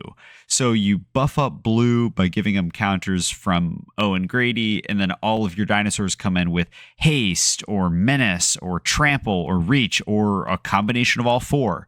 And I think I'm mhm. a sucker for keyword soup. I'm famous for loving Gishath and making a swords deck out of him just because the vigilance, trample, and haste is so strong on its own. So I love keywords, and I think this is a great application of them.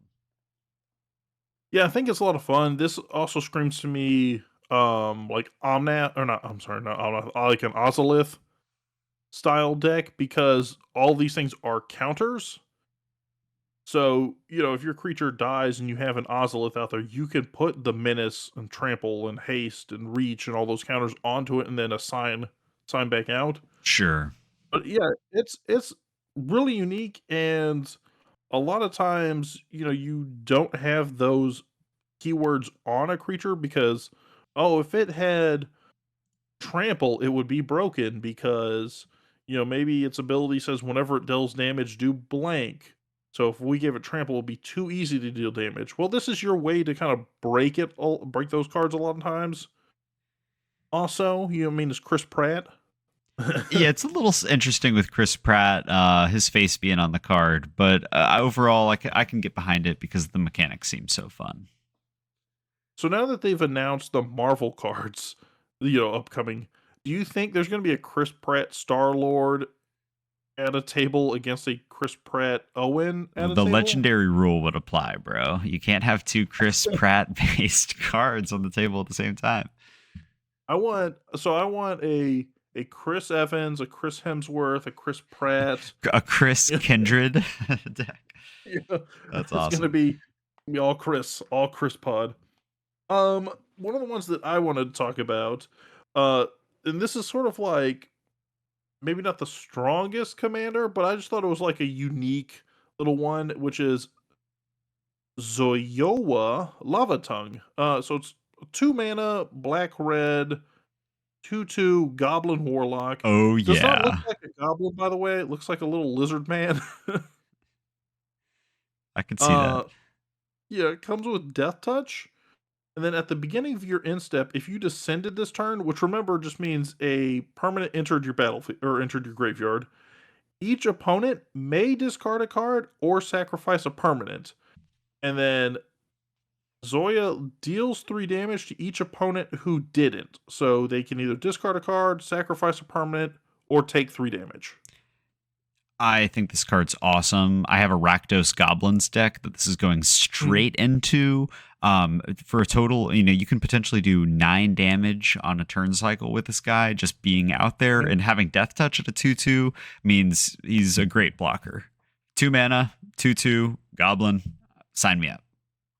Yeah, this seemed really cool. I like this because it reminded me a lot of Jury Master of the Review, which is a whenever you sacrifice a permanent. You put a 1/1 counter on Jury, and then when it gets destroyed, it deals damage equal to its power to a target. Right. So I kind of like the idea of maybe pairing these two together and going, okay, well, Jury wants me to sacrifice permanents, which means I will therefore have descended, which will trigger trigger this. So I like it. I also am a fan a lot of times of having like the little 2 mana, some of these 2 mana common, uncommon kind of legendaries, because they're probably not going to see a lot of play, but they have like nice utility effects. Okay, well, you talking about 2 mana utility effect commanders? My next choice is a 2 mana utility effect commander. It's Malcolm, the alluring scoundrel, who's 2 mana. He's a siren pirate. He's a 2/1. He's not as strong as Zoyoa, but he's flash and flying. And when he deals damage to a player, combat damage, you put a chorus counter, like we mentioned earlier. I think he's the only card that cares about chorus counters. Onto Mm. him, you draw a card, discard a card, and if there are 4 or more chorus counters on Malcolm, you may cast the discarded card without paying its mana cost. So Mm. I love that you can pump this out on turn 2 at the end step before your turn and start dealing combat damage immediately with the flash. It's almost like he has pseudo haste. And looting, and by that I mean drawing a card and discarding a card, is just the perfect way to filter your hand out. And then once you have those counters, which you're more than welcome to proliferate, you're going to be discarding omniscience and casting that for free pretty early on, or something absolutely crazy. Cheating out big blue spells sounds like a ton of fun to me. Yeah, I mean, and this is already a set that has Malcolm Kenai Navigator, which is a I don't know if I'd say CEDH, but it does pop up a lot in higher level games. He's absolutely used in CDH. There's a tons Yeah. of combos with him, like Glentorn Buccaneers, that just allow you to win the game. It's non-deterministic, so you have to have opponents with Mhm. enough life. But he's definitely got the capabilities to be CEDH. Yeah, so it's cool to have like those reappearances of creatures or of characters. Um, Other one that I went for that I think is kind of interesting is Cutzil Malamet Exemplar. So this is like one of the few Selesnya picks in this set. But it's 1 green white for a 3/3 cat warrior. Then your opponents can't cast spells during your turn, which is always just a nice safety net. Also, whenever one or more creatures you control, each with power greater than its base power, deals combat damage to a player, draw a card. So it reads a little weird, but it's definitely leading you to have either 1/1 counters or have some kind of buffing effect or having equipment, auras, stuff like that. Is basically just looking for you to buff your creature up so that it has a greater power than whatever it enters at, deal combat damage and draw cards to hopefully fuel you to buff out more creatures and kind of complete the cycle. So it's very straightforward. I think it being the 3 mana commander lends to like a very quick kind of curve for your deck, so you can easily build this out of like 1, 2, 3 mana cost creatures. It's very beginner friendly. I think it's a concept that you could latch onto. It's also beginner friendly in the fact that you're slowing interaction on your turn by not letting your opponents cast spells. So I think if you're doing your first draft and it's maybe your first time going to an LGS and you're not as comfortable with the game so far, this might be a great commander to kind of like pack one, pick one, build your deck around. Yeah, I love the whole Malamet sub faction within this Ixalan set. Like there are a ton of Mhm. other cat nobles and cat people in this deck that, or I'm sorry, in this set that have awesome top hats, and I don't really know why, but I actually couldn't help but notice. I didn't choose this one, but I know that Sharon is going to get a kick out of Sovereign Okonek Ahau. Mhm. What a powerful card for Kyler, who every time I talk Mhm. about, feel like I have to mention is so unexpectedly strong. But this basically doubles, it gives counters equal to the power difference on creatures that you control that are like, so basically if you have creatures that are buffed up, they're going to get doubled in their strength on combat. Like, it's just a Mhm. really powerful card with all the Selesnya power boost effects. Yeah, and I mean we looked at it earlier, but this set comes with branching evolution is in one of the precons. Um, doubling season, all that just got reprints in Wilds of Eldraine. So if you want to go the 1/1 counter route, I mean you can pick up a lot of those pieces. I'm not gonna say inexpensively, but they're accessible right now at probably like lower prices than typical.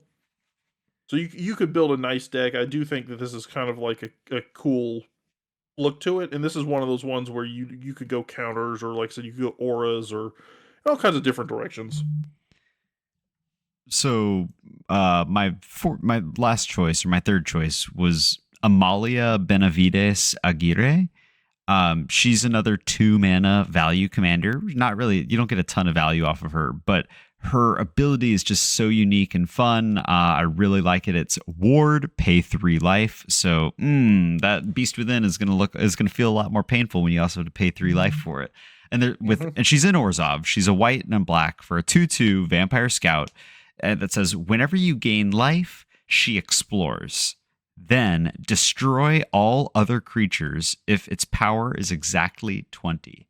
So Hmm. the goal here is to, set up your life, ping engines where you're, soul sisters, or you're pumping out, you're getting a little bit of life on everybody's turn multiple times in different, instances of life gain. And you're exploring all the way up to 20, where you, bam, destroy all of the creatures and get to swing with a 2020. Hopefully you're able to explore one more time before that. But this just Hmm. seems like a very fun Voltron commander, and I love the whole vibe about this card being 2 mana, 2/2, great art, ward. It's awesome. Yeah. Also, I mean, if you're even if you don't go Voltron, so to speak, I mean, it leans more Voltron, but having an Orzhov creature that can also help you pull lands out of your deck is pretty decent too, because usually those are the two colors that famously struggle the most. I don't know that white really struggles as much anymore, It has a but lot of like they have catch the up land reputation. stuff. Yeah, like, but also with things like terrain generator, there's tons of ways to take advantage of having lands in your hand even when you're not in green. Mhm. Yeah, I think it's a cool card. I mean, anytime you can swing a 20/20 at somebody, it's gonna be fun, you know. Yeah. um, I went for the spark has been taken, but Sakili, the sun's brilliance. So one of our now planeswalker list, spark list planeswalkers for blue and a red. So I obviously went for the low mana curve out of the whole set. We've got a 2/2 human artificer, and then for blue, red, and tap, you can create a token that's a copy of another target creature or artifact you control, except it's an artifact in addition to its other types. Gains haste, and then you sacrifice it at the end of the next end step. Oh yeah. So this is just, I mean, hey, 2 mana and tap. You can sit there and duplicate whatever tokens you want. You can make, cool creatures. You can whatever value artifact you have, go for it. And then in these kind of decks, I also like to put some kind of sack outlet, towards the end. Like if you do this and then you've got an Ashnod's altar, or you've got an altar of dementia, Hmm. or anything like that, where you go, hey, I'm going to lose this thing anyways, this creature, this artifact, whatever it is. I might as well throw it into this, get a mana, get mill somebody, draw a card, whatever whatever the case may be.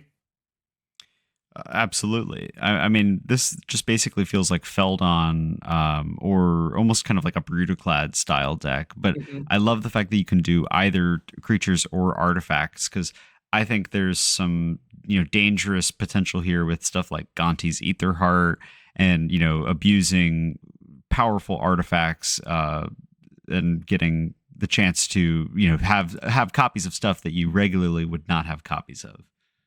Mhm. Yeah, there's even, I mean, there's also interesting synergies, I think, with, like, Cursed Mirror, which is a red artifact comes in, but when it enters the battlefield, you can select a creature, and it becomes that creature till end of turn.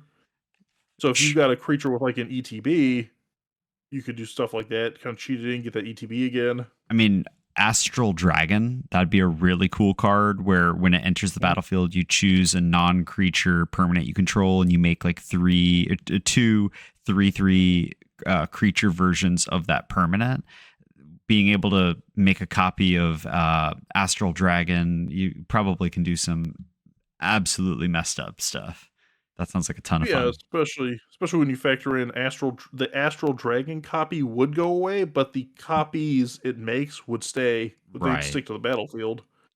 So yeah, I mean, even if you did something like as like quote unquote simple as I bring it out and I copy my Soul Ring, and then the Astral Dragon goes away, and I go, well, now I'm sitting here with like 3 Soul Rings. I mean, I'd feel pretty good about that. I think. Yeah.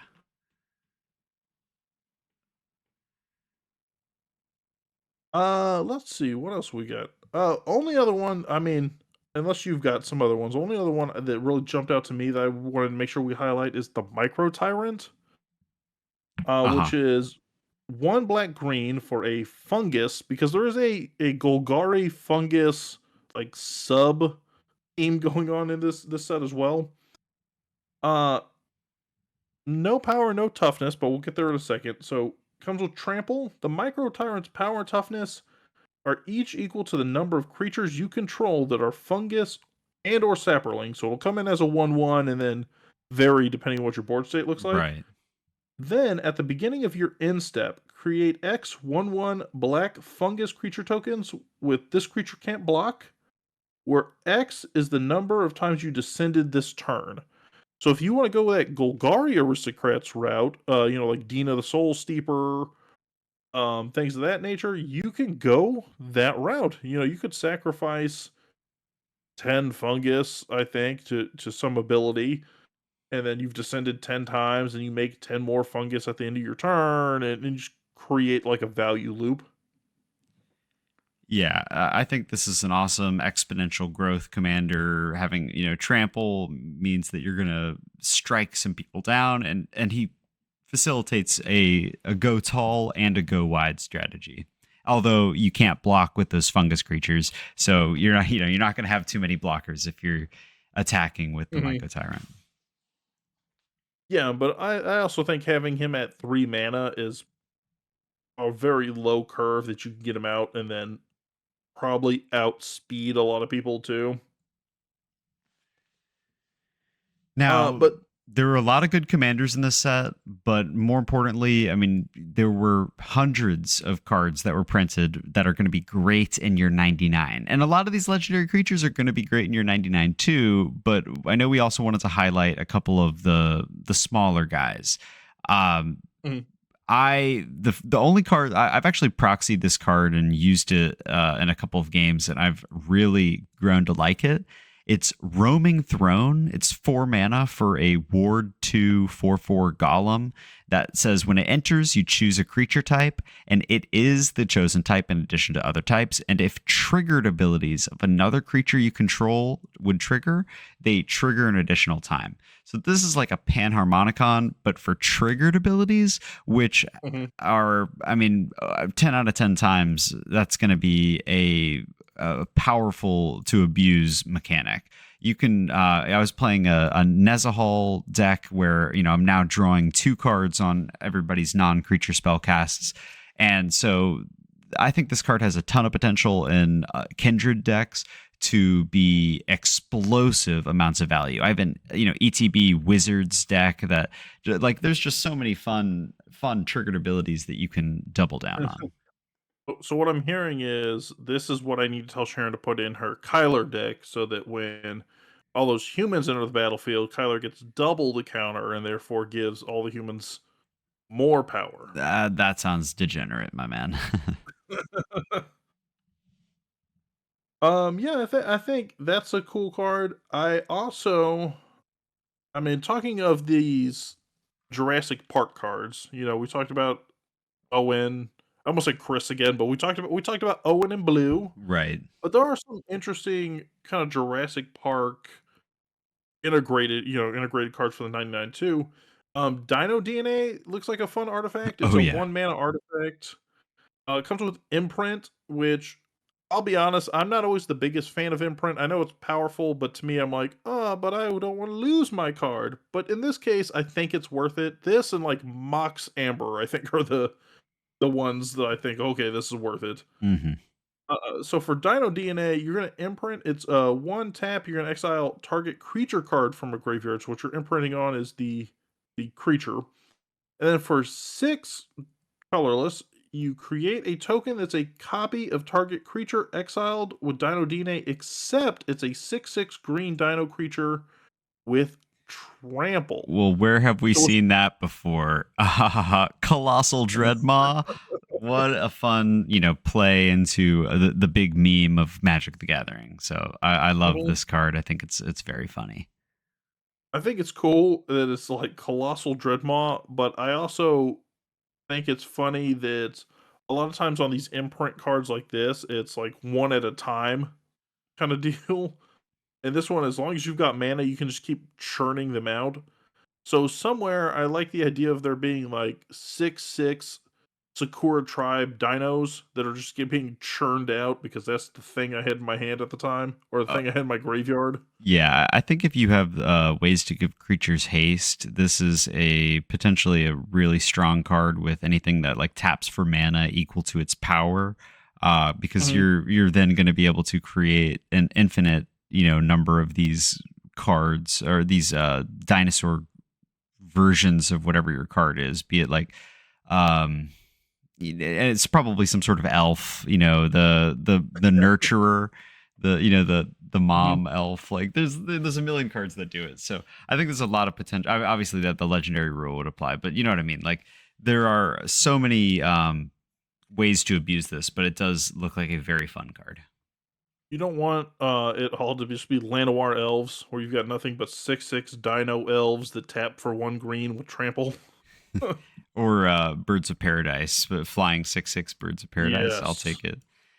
Speaking Um, of Colossal Dreadmaw, by the way, have you seen new Colossal Dreadmaw? I have. It is actually really cool. It like draws you cards equal to the number of dinosaurs you control. Yeah, Um, it's really cool, but at the same time, I look at it and I go, okay, is this about because Colossal Dreadmaw is a common, and the new Earthshaker one Dreadmaw. is yeah, but the new one's an uncommon. So I'm looking at it going, is this about to become the most reprinted uncommon, Well, it's a in power the creep history of on Magic? Colossal Dreadmaw because if you're unfamiliar, Colossal Dreadmaw is a 6/6 for 6 and it has trample and it's kind of like the standard of like green. Like you can't, that's like pretty. It's an all right deal, 6/6 for 6 with trample. But this is the same cost, 6/6 for 6 has trample, but it also has this stapled on ability that when it ETBs, you draw a card for each other dinosaur you control. So it's just a Okay, blatantly power crept Colossal Dreadmaw, and I'm well, outraged. I'm gonna stop you there because you can't power creep on Colossal Dreadmaw because it's the most powerful card in Magic. Something like that. See, because Colossal Dreadmaw is a 6/6 with trample, Cole, at a common rate. Yeah. That's already and you know why it's better than Earthshaker, or why Earthshaker's not better than it? Because guess what? If you attack with an Earthshaker and I block it with Colossal Dreadmaw, my Colossal Dreadmaw destroys your Earthshaker Dreadmaw. And vice versa, right? Uh, I mean, technically, yes. But see, that therefore it's not power crept. Therefore, it's Now, an exact stalemate. so okay, I do have another card that I've really liked from the Jurassic World, the Rex cards, and that's Don't Move. It's 5 Mhm. mana. It's 3 and 2 white for a sorcery. It destroys all tapped creatures. And until your next turn, whenever a creature becomes tapped, destroy it. The flavor text here is from the movie. It says, "Keep absolutely still. Its vision is based on movement," by Alan Grant. And I think this is a really, it's going to be a feels bad moment when you swing out for victory and you get everybody lives Doctor Who style, and then somebody Mhm. don't move. I guess I think that untaps all creatures, but swinging out big and then getting everything destroyed because of it is a very iconic moment in a Magic game, and I'm looking forward to doing this to a lot of people because the protection effect of not being able to be attacked by creatures because if they get tapped they get destroyed seems very fun. Mhm.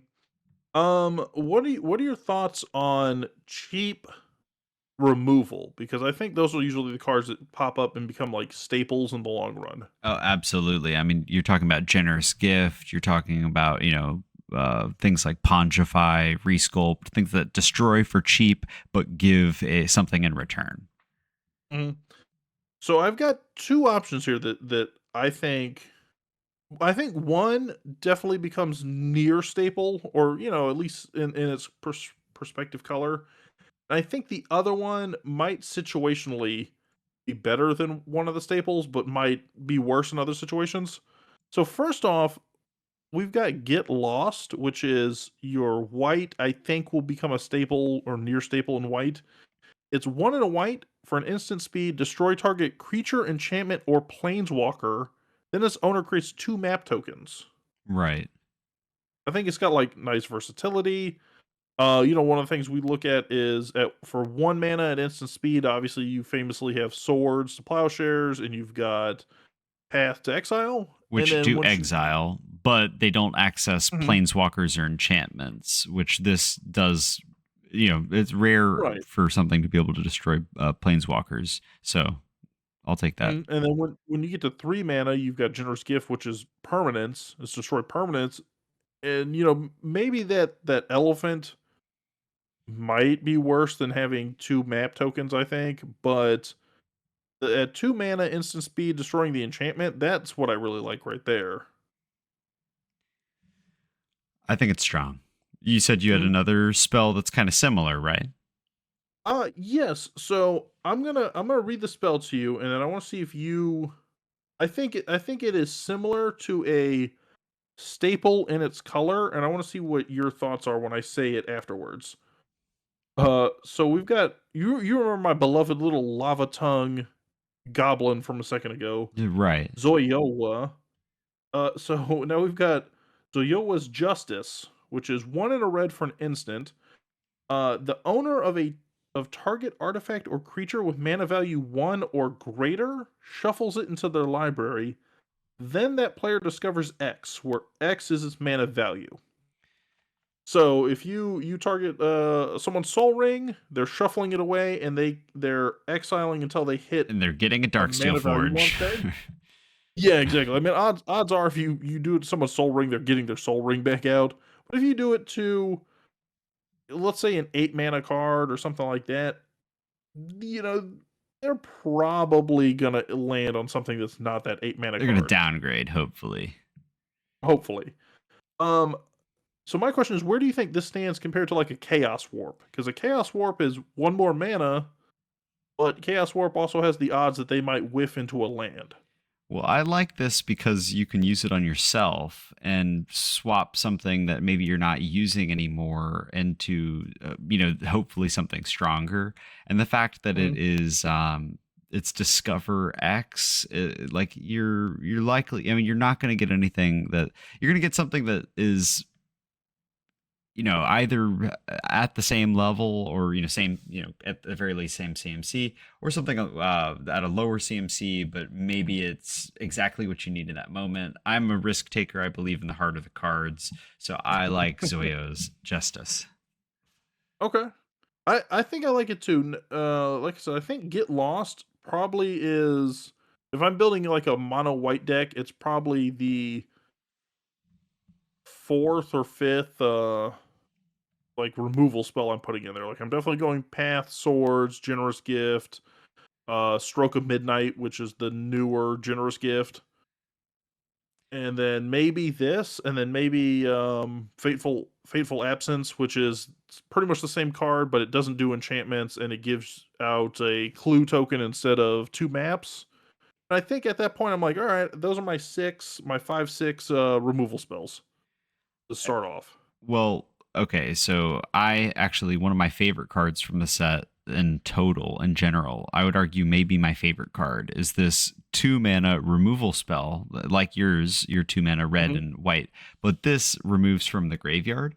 It's the Intrepid Paleontologist, which is what I wanted to be when I grew up, when I was a kid, but that dream You want to died. be intrepid? You But know, no more intrepidness for you. for 2 mana, you're getting a 2/2 that taps for 1 mana of any color, which is already a good ability at that. Ideally, your Llanowar Elves is going to give you 1 mana, 1 green mana, but this is one more, but you get a bonus effect. You can pay 2 mana as an activated ability and exile a target card from any graveyard. I have so many friends in my playgroups that play graveyard decks, and so having this be able to be versatile graveyard removal that also is like a ramp card I want to play. It's almost like a Deathrite Shaman.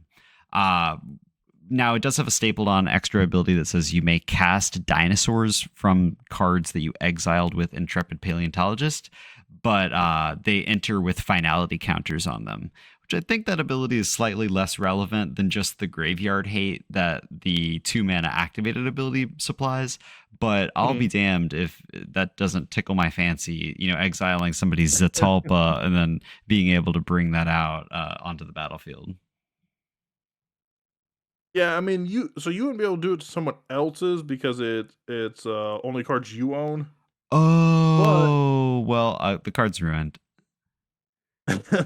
I'll say, but still, like recursion in green is pretty decent considering what do they mostly have right now is Bolligan Recovery, but then this right here is repeatable recursion because you could sit there and just go, okay, I'm getting 2 mana, I'm getting rid of this dinosaur that I want back. I think it's still a valid, Yeah, I think it's great. you know. Let's talk about what I think is maybe the face card of this whole set, which was one of the first cards they spoiled, which was the Skullspore Nexus. Yes, a 6 green Galta green for a auto legendary include. artifact. Yeah, exactly. 6 green green. Spell costs X less to cast, where X is the greatest power amongst creatures you control. Whenever one or more non-token creatures you control die, create a green fungus dinosaur creature with base power and toughness, each equal to the total power of those creatures, and then 2 and tap. You double target creature's power until end of turn. So I think this and the Great Henge are like Galta auto includes that kind of fit that same. I'd love to get them out for just green green kind of role. Yeah, well, my Galta deck is all about kind of like sacrificing Galta and getting use out of the fact that you can cast her for so cheap because of the cost reduction. And with the Mhm. Skullspore Nexus, every time I sacrifice Galta, I'm going to be creating a 12/12 fungus right alongside it. And then the ability to double Galta's power and just straight up kill somebody for 24 commander damage, that is Mhm. juicy. So this card I am on the hunt for. I want a foil version of it because it's going to be basically a sub commander in my Galta deck.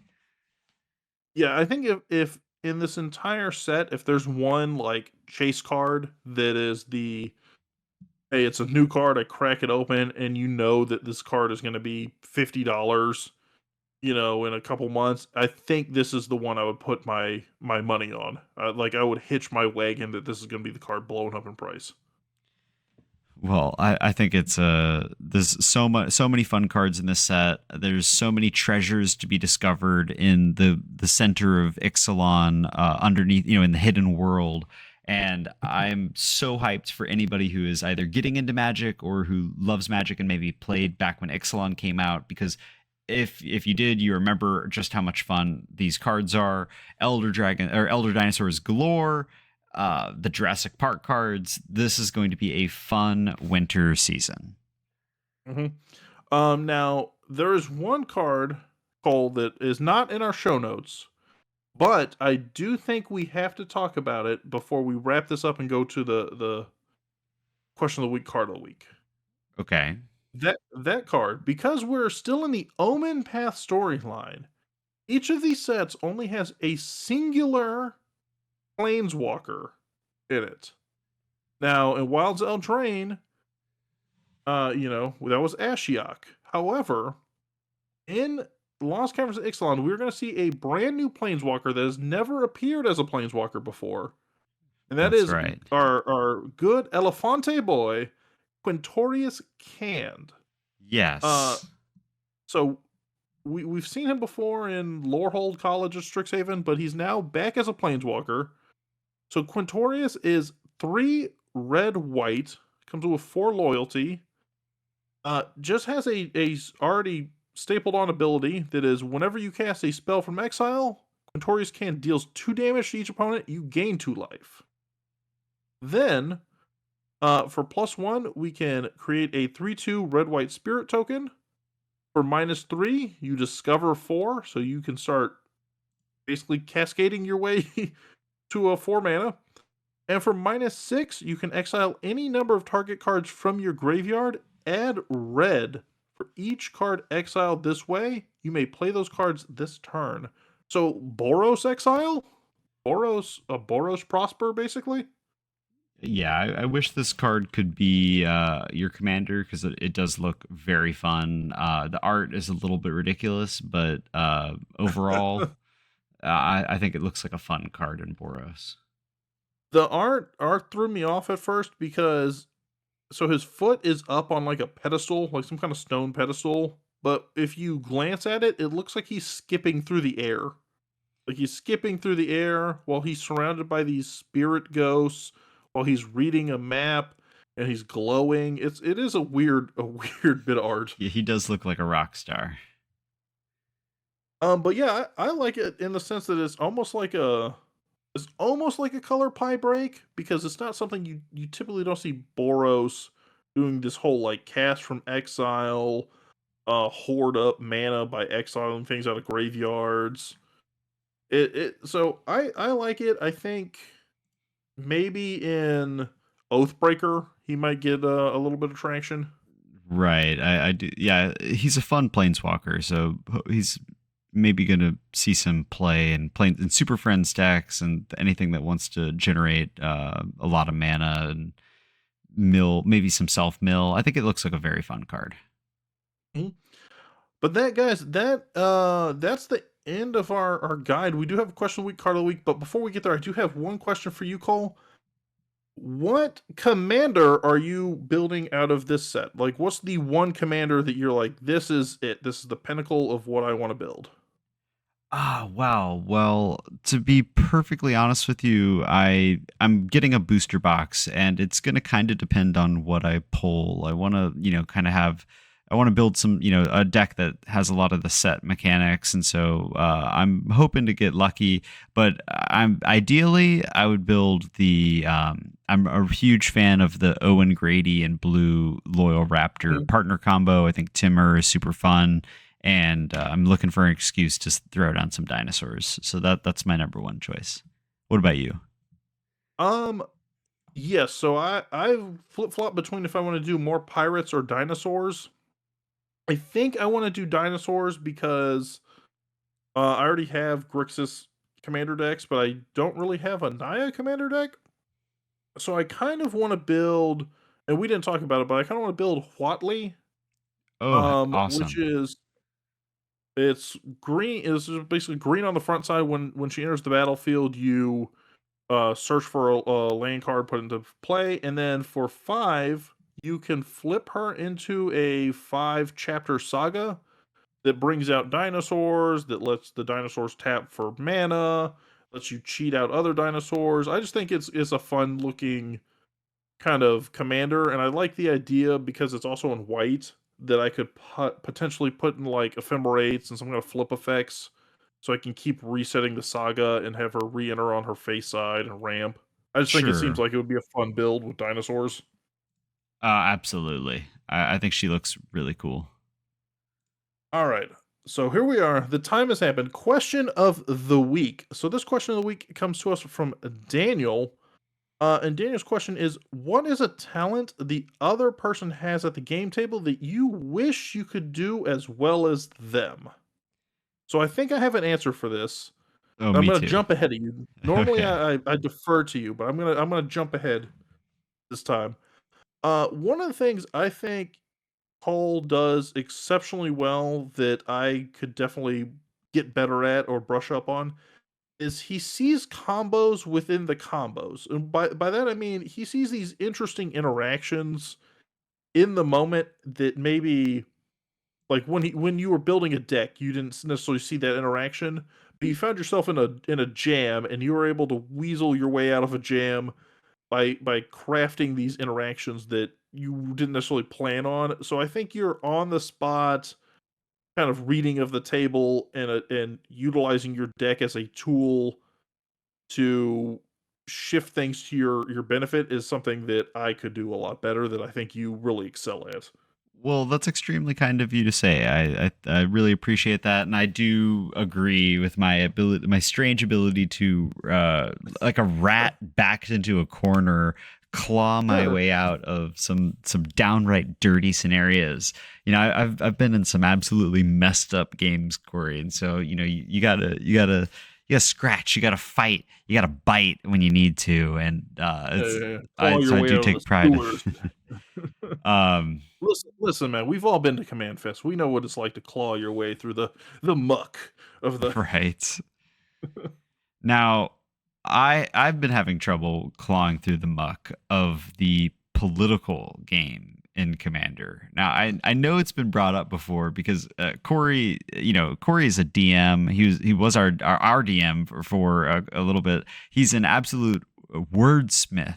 And the way that this man will negotiate the smallest advantage in his favor is very impressive, and it's something that I find myself really needing to kind of work on. I end up usually practicing my politics, and then it ends up all kind of collapsing. It's like, oh, I might have just ruined the game for everybody.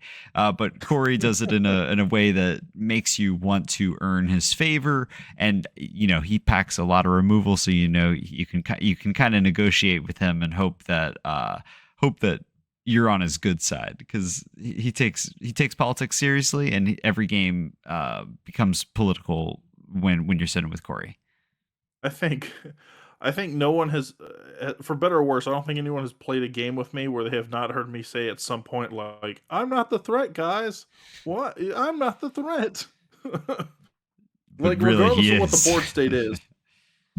I when I was at Gen Con, I played a game where I had Urza and I had like the full board state. Nobody else had anything, and I was telling them, "But I'm not the threat, Yeah, guys. It's not that Urza deck."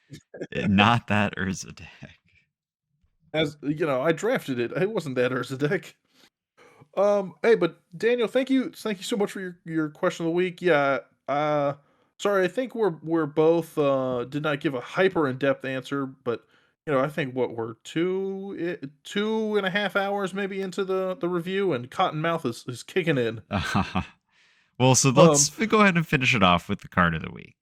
And I gave Corey three choices here for, because the card of the week is got to be some of the cutest cards I've ever seen in Commander. We talked about Francisco earlier. We talked about Zola Toyak, but I have three creatures here in front of Corey, and each is cuter than the last. what am I looking at? I got Fleshbag Marauder, Ravenous Chupacabra, and Grave Titan. No, he's full of crap. The first option is Itzquinth. It's the firstborn of Gishath, which is a absolutely adorable dinosaur standing at about ankle height to Gishath. The effect is negligible, but it's gruel for a 2/3 haste, and it when it enters, you can pay 2 and have a dinosaur deal damage to another creature. It's kind of lackluster, but the art is worth looking at alone. But would you also say that Gishath is one of the cutest dinosaurs out there? Or? Oh, Gishath is a crowd pleaser, but I do not know if those ferocious teeth are cute.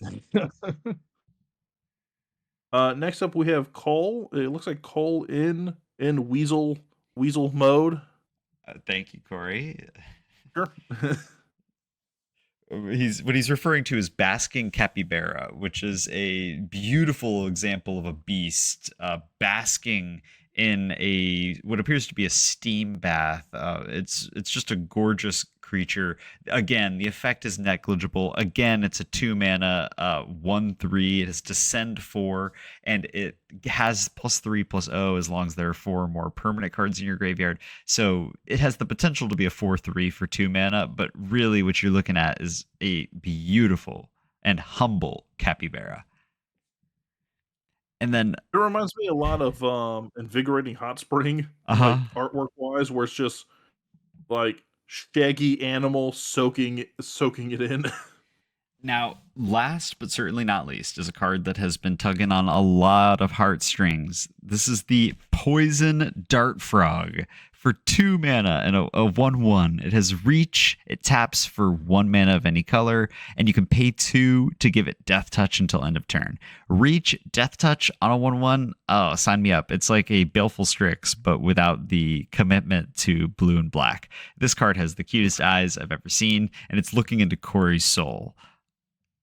And that commitment to blue and black really is the hardest part about playing Baleful Strix. Right. Because first you have to become that person, and then you have to slot in Baleful Strix. Right. This one I actually think has a playable factor to it, though, because it's a 2 mana dork, but you can pick your color, and then being able to throw Death Touch at a flyer or something that's just annoying you. Not It bad. I like it. discourages a lot of attacks. It's a frog. It's awesome. Please put it in your green deck. This could be a fun slot in for like a Marin deck. You could go Marin with frogs. It's just Spore Frog, Poison Dart Frog. Absolutely. All right, but guys, I think that wraps up today's episode. Thank you for sticking it out with us. I know it was a bit of a longer one, but we wanted to make sure to get you guys all set up for pre-release, make sure you were excited, you knew what was going on in the Lost Caverns of Ixalan, you knew what was not going on in the Lost Caverns of Ixalan, what to pick up, what not to pick up, what to pack into a box and ship over to Cole and I as a present, all that good stuff. But we're going to go ahead and get on out of here. If you want to follow Cole, you can find him at loveandmana.mtg. You can follow me at Sleevecard, or you can reach out to the podcast directly at urcastpod or contact.urcast@gmail.com. Any of those spots, you can submit your question of the week. If you got another adorable animal that should be card of the week, you can post those all over Cole, or the pod, or my socials, whichever floats your boat. But thank you for making it to the end of the episode. Have yourselves a magical Friday, and we will see you next week. Bye.